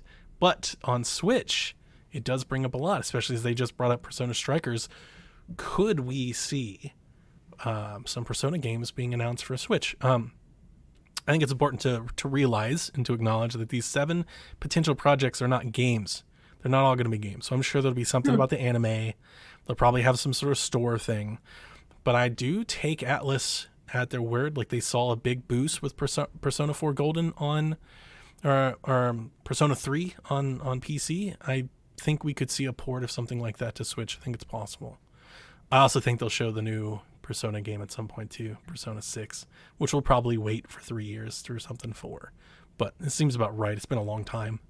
They at least show what they're I working think it's always interesting when these like developers will be like, we have these projects coming up, but we're not going to tell you what they are until it's almost they're announcing that they're going to be announcing something. Yeah, and Platinum did this, and I think it backfired. Yeah. Because after they did like the mobile game and Apple, and people were like, we don't care anymore. It's got to be like good if you're going to do that. And I feel like 7, I didn't see the exact wording of this, but you were here 7 potential projects. Yeah. Is that the wording they used? Yeah. Well, I think they have like 7 placeholders for their projects. I don't know how many of them are like fully funded or not. Right. So, okay. So and it could be like anything. They could be like, we're putting the soundtrack on Spotify. Like Absolutely. That could be a thing. Yeah. They could do a dub of last season or something, English something for Crunchyroll or Netflix. So like out of these 7 things, there might be like 1, maybe 2 like really exciting things. I think it would, if I had to bet, I would bet that we'll see the next Persona game and that we will see a port of an old Persona game to a new platform. Does that mean Switch? I'm not willing to go that far. Right. It might. It could. Now, that also could mean like dancing Persona or dancing all night or something to Switch. Like, it also might not be what people want. But I think Atlas is probably smart enough to know what people want here. And there's some low-hanging fruit that'll make a lot of people excited. So I expect a Persona 3 or a Persona 4 port to at least Switch and Xbox. And I think PlayStation. At least a few of those I expect at some point. So I think that'll be one of them. My final news story that I put in here, Koei Tecmo have announced that a demo for Samurai Warriors 5 is coming next week on the 20th. Progress can be transferred to the final game. This is a game that I'm very much wanting to play. I just don't know if I'm going to play it on Switch. But, luckily for me, I get a demo to find out. So, I'll be tuning into that demo, and I can see if it runs great, then I'll get it on Switch. Sounds good. Hit us with those questions. Okay, we have some good questions. I like this first one. Charles writes in and says, is Nintendo in trouble with Steam Deck coming? Ooh, did you see that announcement? Kickoff. Oh, did I see that announcement? Yeah. I mean, I know you saw it. I think I've basically come to the realization that I'm going to pre-order one of these tomorrow. Are you? Yeah. What? Yeah. You're pre-ordering one tomorrow? Yeah. I made a bet with somebody. Oh, did you? about you. Oh, no. Okay, I've been going back. I'm waiting for the words here. Talk a little more so I can win this bet. Sure. I've been flip-flopping back and forth on this all day. I'm very excited about this. Anybody who's heard me talk about a Switch Pro knew that I was going to be excited about this. Digging into the tech, this is a lot of tech for the money that they're charging for it. Valve has surely got to be eating a lot of the costs in this thing. Like, this is better than most of the comparable like portable PCs at almost half the price. Like, the cheapest PC powered or portable PC like this is like $900, and this is better than that. And it's coming in, and I'm talking about the $500 model. I'm going to buy the $500 model. I wouldn't encourage anybody to buy the $400 one because the eEMC storage is like really slow and there's not a lot of it. And when you're playing modern games that are built to run off SSDs, that's going to give you lots of problems. So I wouldn't even touch that. I wouldn't even be interested in that model. So it's going to run Windows, which means that if you, hang on, I don't want to get too techie here. It comes with Steam OS, which is their own operating system. You can wipe it and put Windows on it, which means that it literally is a portable PC. So you can download games from Game Pass and play on it, and PlayStation Now and play on it, and Ubisoft Plus. Like, you can do, that's everything that I've always wanted. And Donnie, are you going to do that? Yeah, I'm definitely, like, the only interest in buying is to do that, is to make this my portable Xbox machine. I win the bet. Okay. Okay, so before I continue, what was the bet? That you're buying it for Game Pass purposes. Absolutely, 100%. Yeah. Yes. So, I want to do that. Here is the question. The question is, how well will this do running Windows, and how well the games play running Windows, because it's not built for that. However, it still is a PC, so it should be fine, but there's a lot of things that go into that in terms of driver support and stuff like that. So I expect it might be a little wonky at first, but at the end of the day, I have faith. When you see what modders do with what people have done with Dolphin and emulators, and like the lengths that they will go to make things work, knowing that I've got support in Garrett and Jace and friends that'll help me walk through all the stuff. Because here's the other thing. In addition to Game Pass, this is one hell of an emulation device, Rebecca. Like a full PC in the palm of your hand, like what you do with Retro Pocket. Like, imagine doing that with Dolphin and GameCube and Wii games, or Breath of the Wild at 1080p 60 on a portable. There are other applications to this. They're niche, but they're there. So, I mean, you're kind of already answering some of the questions. My initial thought is, who is this for? Because I feel like the vast majority of PC players aren't going to care about this. I feel like the vast majority of like PC gamers love sitting at their desk and using their keyboard controls and having the best possible power at all to play their games like online with people. Sure. And then on the other spectrum of PC players who like maybe are into like people who are like into like all the indies and like third parties and stuff, like maybe they already have a Switch and they're playing, their indies and whatnot, like their PC games, as well as Nintendo games on their Switch. Like, that's their handheld console for things like that. Like, if you're getting an indie game, like, why wouldn't you get it on Switch if you already have a Switch? I think you're right. I wouldn't recommend anybody buy this if you're just interested in indie games. Now, I will say buying this will make your indie games run better. Like, it's definitely going to completely outclass the Switch in almost every feasible way. But most indie games aren't going to tap into that. I was going to say, there's not too many. But Hades would have. Like, Hades is one of those indie games that a lot of people wish it ran better on Switch. I think it runs fine on Switch, to be clear. But it can run better. I've seen it run on console. It does run better. Now, I will push back a little bit here with you. And I'm not a PC, person. So I may be speaking out of turn, but I think the rise in streaming services, especially do native streaming like GeForce, and giving people the ability to get to their desktops and their Steam libraries like Steam Link, they've gotten a lot of traction with that stuff in the last couple of years, and I think this device is for them. I do agree with you. There are PC players that want the best the PC has to offer, but those same people also realize that they can't take that with them, and this is the do they want to? Like, I didn't know that was something that they wanted to do. I don't think there's 100 million of them. I don't think it's like, so in the grand scheme of this, of Charles's question, is Nintendo in trouble? I don't think so, because I think anybody trying to say that the Steam Deck was going to kill the Switch, that's like saying that that Steam is killing, the Switch. Like, Steam and the Switch coexist now. So I don't think this device stops it. I do think it might bleed into the margins. I do think there are people that probably want more ports. I mean, we saw the fervor for the Switch Pro. There are people that want a more powerful Switch, and for those people, this is an option. I just don't think there's a lot of those people. I think it's a smaller overlap than people are giving it credit for. Nintendo sells 80 million, 100 million units of something because they make Nintendo games. Yes. Yep. That's it. I don't think they're not in trouble at all with this, because there will always be those millions upon millions of players who are getting any Nintendo console to play, you're right, the exclusive, the Nintendo games, no matter what that console does or looks like, or its technical capabilities. Crazy weird overlapper. I bought the OLED today, and I think I've come to the conclusion I'm going to buy one of these tomorrow. Yeah, so that's interesting. I think that it's a good thing for Nintendo, because we're getting another handheld on the market that has a degree of possibility of being successful, dare I say, compared to other, I think, attempts at this. I think that competition is really good, and I think that's going to push Nintendo to do better things. It's going to push them on the Switch too, whatever, because if it's not as good as this thing, that's going to look real bad. Yeah. I think that any other attempts to break into this handheld, market, hybrid type market thing, and this isn't hybrid, but you know what I mean, haven't been successful. And I don't know that this will be wildly successful, but I think it will have, like I said, more of a degree of success than other attempts, which can only be a good thing for Nintendo. It's not going to make them stop selling as much Switch. I still think Switch is going to come out on top in terms of sales.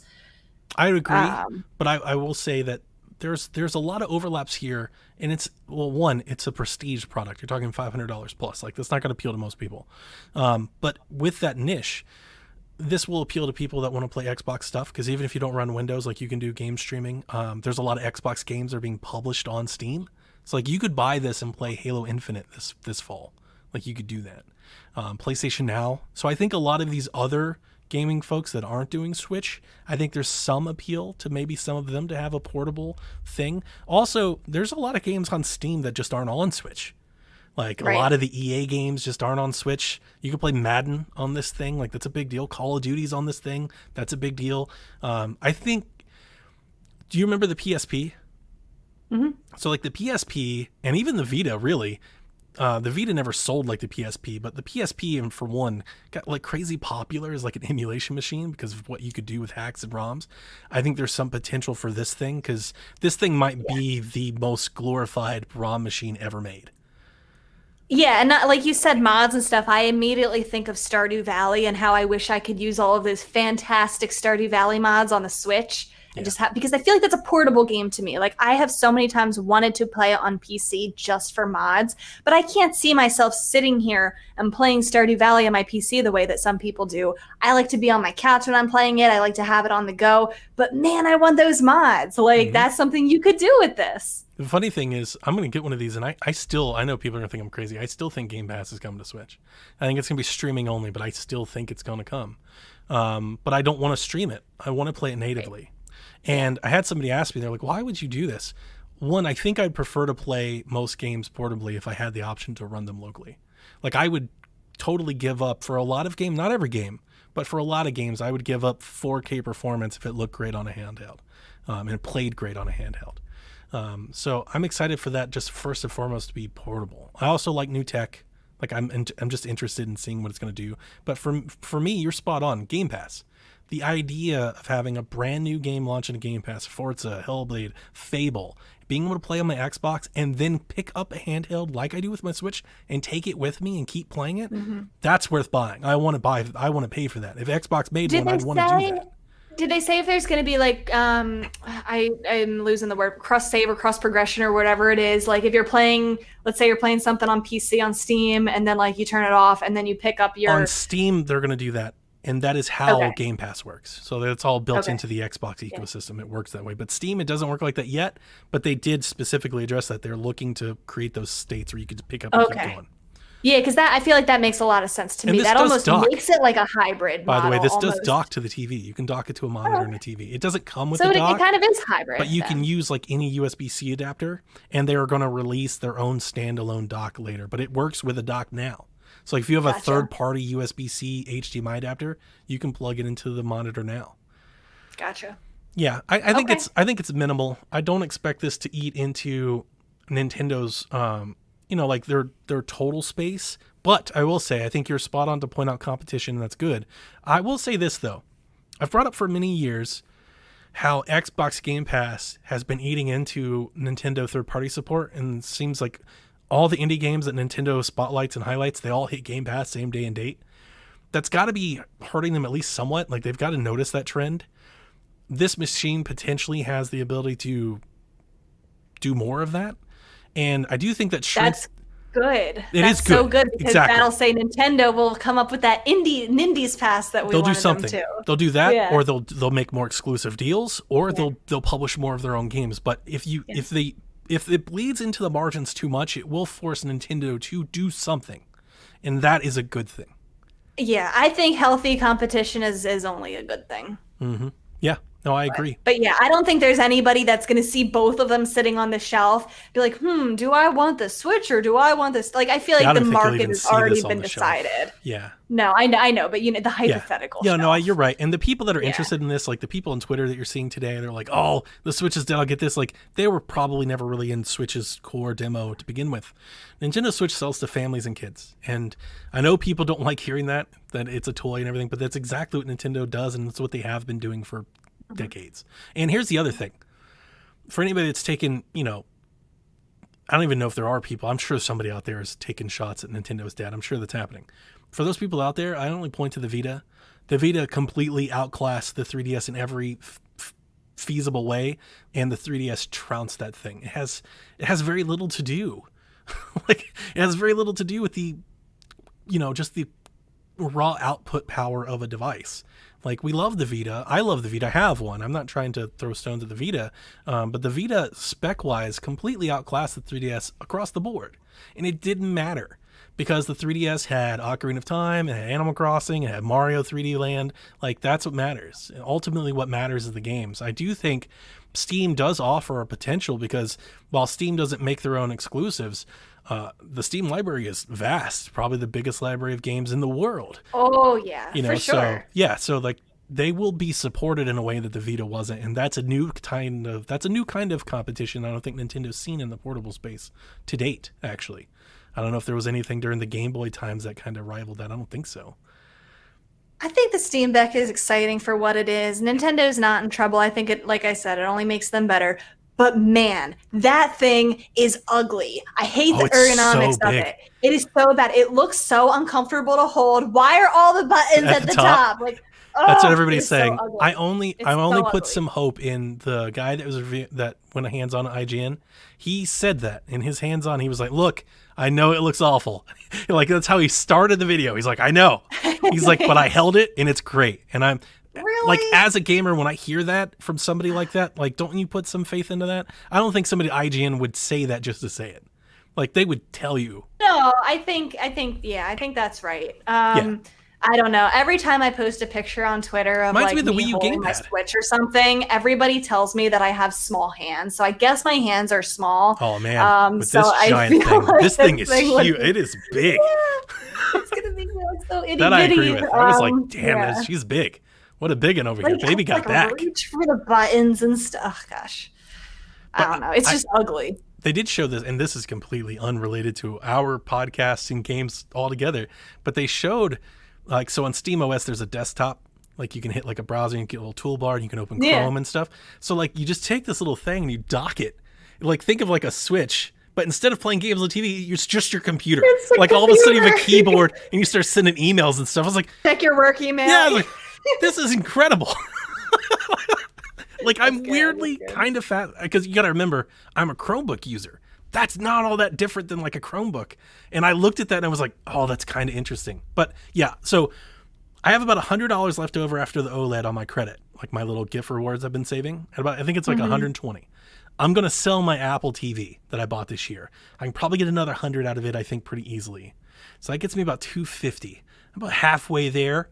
So yeah, I think I'm going to put a pre-order on one, because I've got all the faith in the world. Even if it's rocky, they're going to figure out a way to do Game Pass. Like, if you just search Steam Deck today, like the Game Pass overwhelming support for like, oh my God, I can't wait to Game Pass.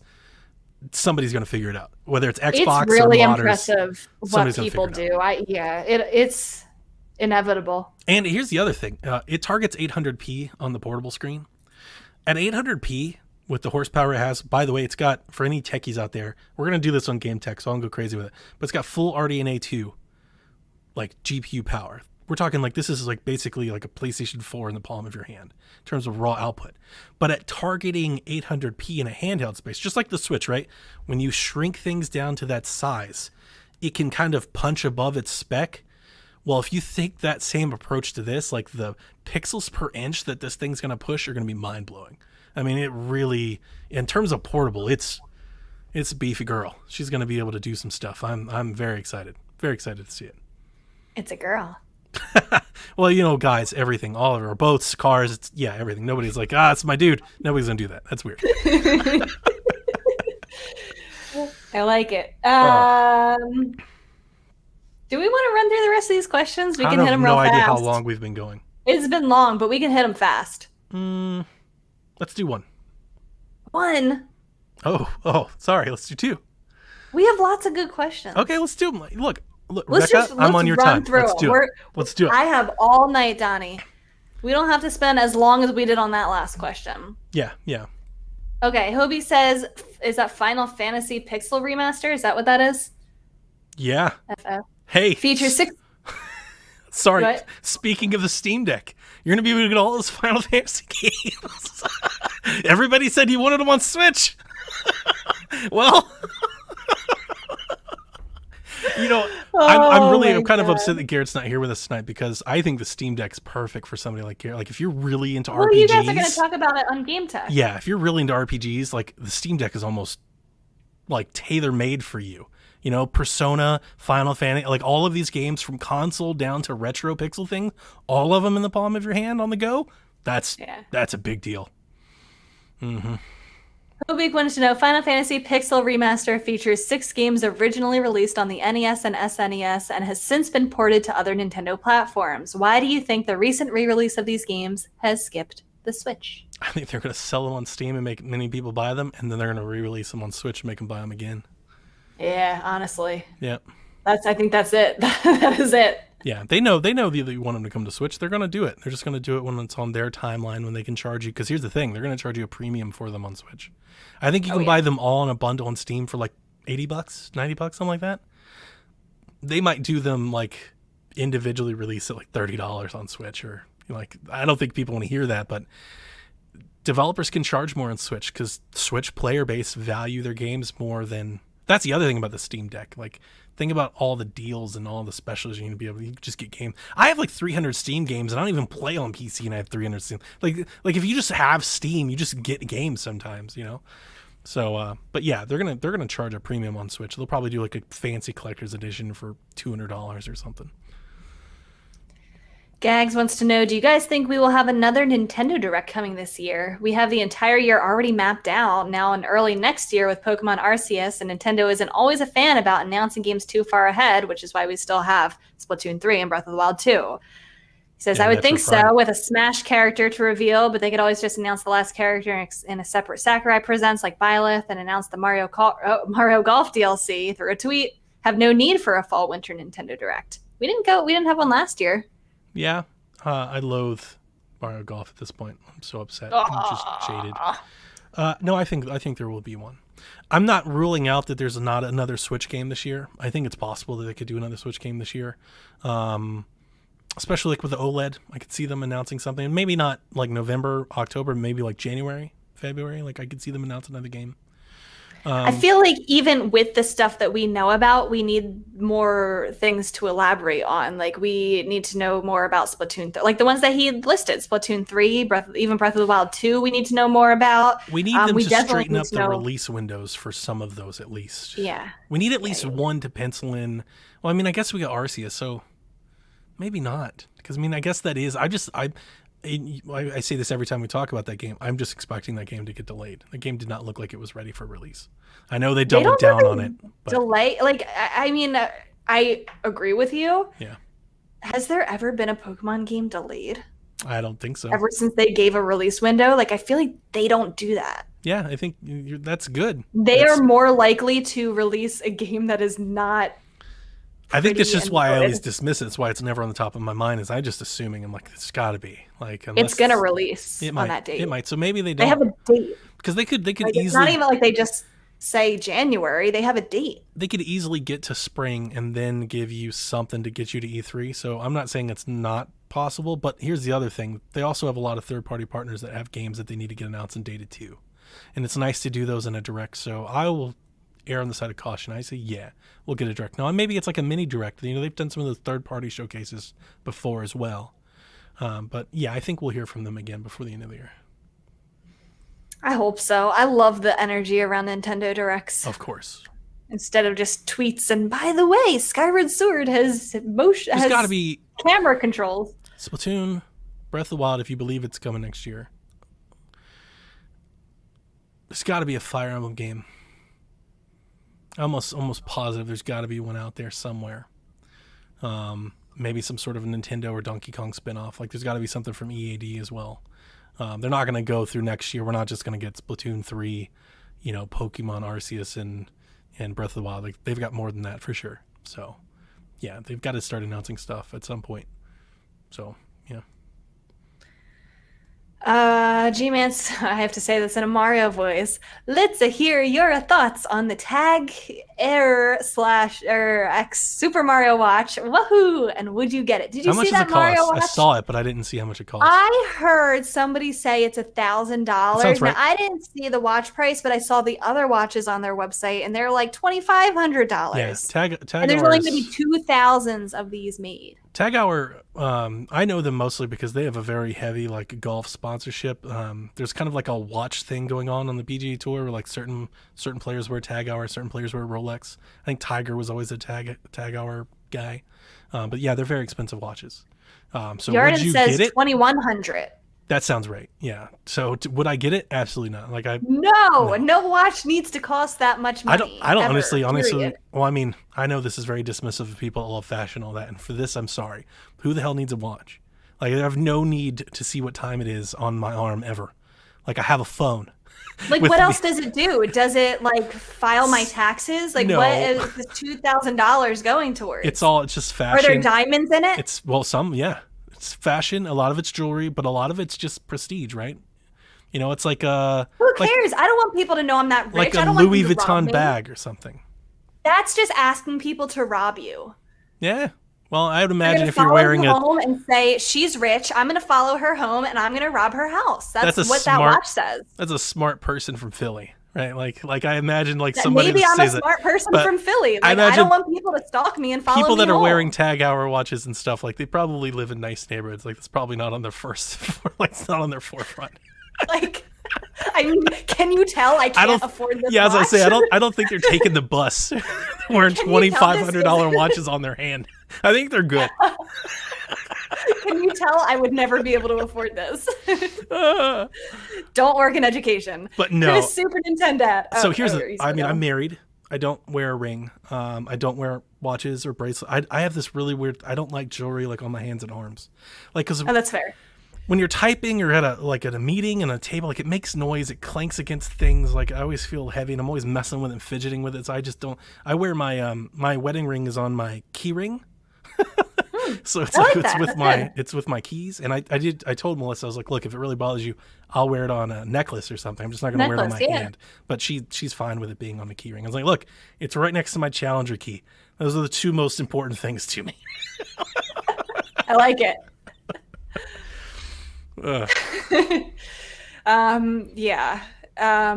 No, G-Man, I'm not getting it. Maybe they'll send you one. I was gonna say, if anyone wants to send me the Mario watch, I won't wear it because I don't want people to follow me home and rob me at night. I'll show you how to eBay it real quick.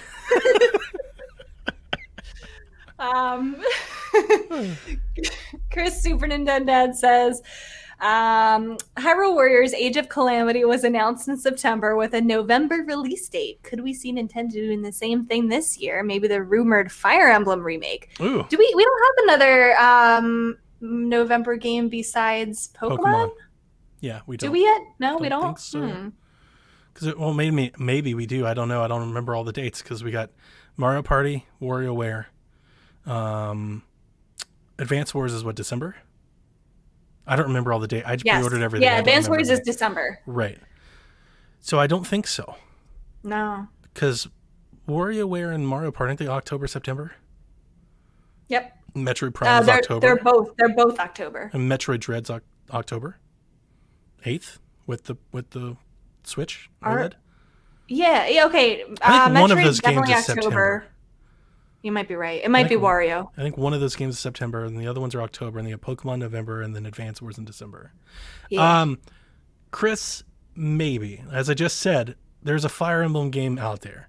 Do I think that they would stealth announce and launch a Fire Emblem game? I actually don't. Not because I don't know if they've ever done it or not. I don't know. Like every time I've seen them announce a Fire Emblem game, they've usually always had a lead up. It's actually been something they've done at E3, I think a few times. But Could they? Yeah, I wouldn't put it past them. After the Age of Calamity thing, I mean, they had that thing under lock and key. That was a big surprise. So could they? Yeah, they could. I think there's probably another game. I don't know if it's November, though. I think they're pretty set, actually. But I think there's a game somewhere in January or February we don't know about. I'm almost sure of it, right? And there's a game we don't know about in that window. Could that be it? It could be. Yeah. I don't know. I think it's a little bit odd, and I think Chris's reason for thinking this is it's not even like we're getting a new generation of Pokemon in November. I feel like that would have a lot of fanfare behind it. This is a remake. This is a Pokemon game we've had before. So I feel like for that reason, it's not going to have quite as much fanfare along with it. I feel like its own generation of Pokemon would be enough to stand on its own in November. The thought in my head that I just had was like, would they do Fire Emblem so close to Advance Wars? Like, I think they would. I don't think they care. I mean, they're doing Wario so close to Mario Party, and in a lot of ways, they're very similar games too. So, would they? I think it's possible. But if I had to guess, I'd say it's probably like a Kirby something, or something like that, like something smaller. Kirby could be a good guess. I don't know. I think they will want to take advantage of having as many things on their shelf for Christmas as possible. Mm-hmm. So, yeah. Unless COVID I don't think has it's got completely things off the kind table. of backed up or something.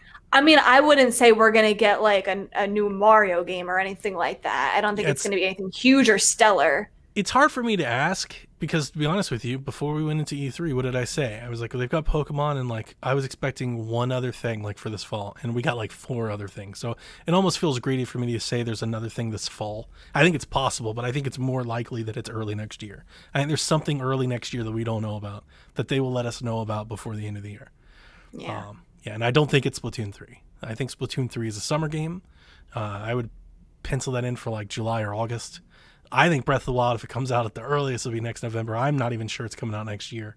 So they've got to fill in those gaps. There's a lot of time there for them to fill in with some games. So they've got to start announcing some stuff soon because they've been working on it. Even with COVID, they've been working on stuff. Donnie, I feel like I've agreed with you more in this episode than any other episode.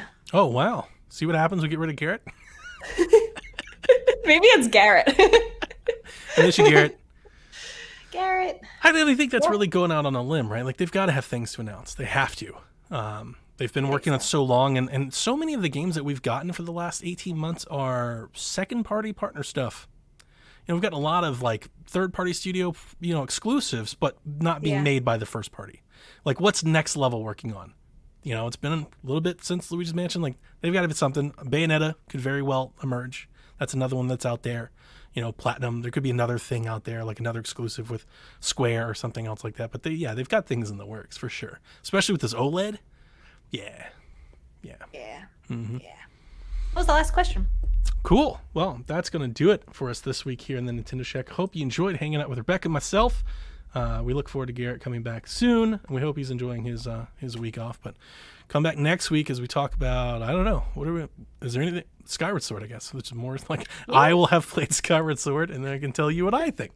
But yeah, that and look for my review early next week. Ooh, oh yeah. Also, yeah, you mentioned that it's not out yet. I was going to link it in the show notes, but it's not out yet. So yeah, we got the review code on Monday. So follow us at Shack Life. We'll 40-hour-ish game. It is long. It's a good meaty game. Yeah, it is long. Yeah, I'm excited. Excited to get into it. You know what? To be honest with you, are you gonna play Death's Door? Is this on your radar at all? No. I'm way more excited about that, and that comes out next week.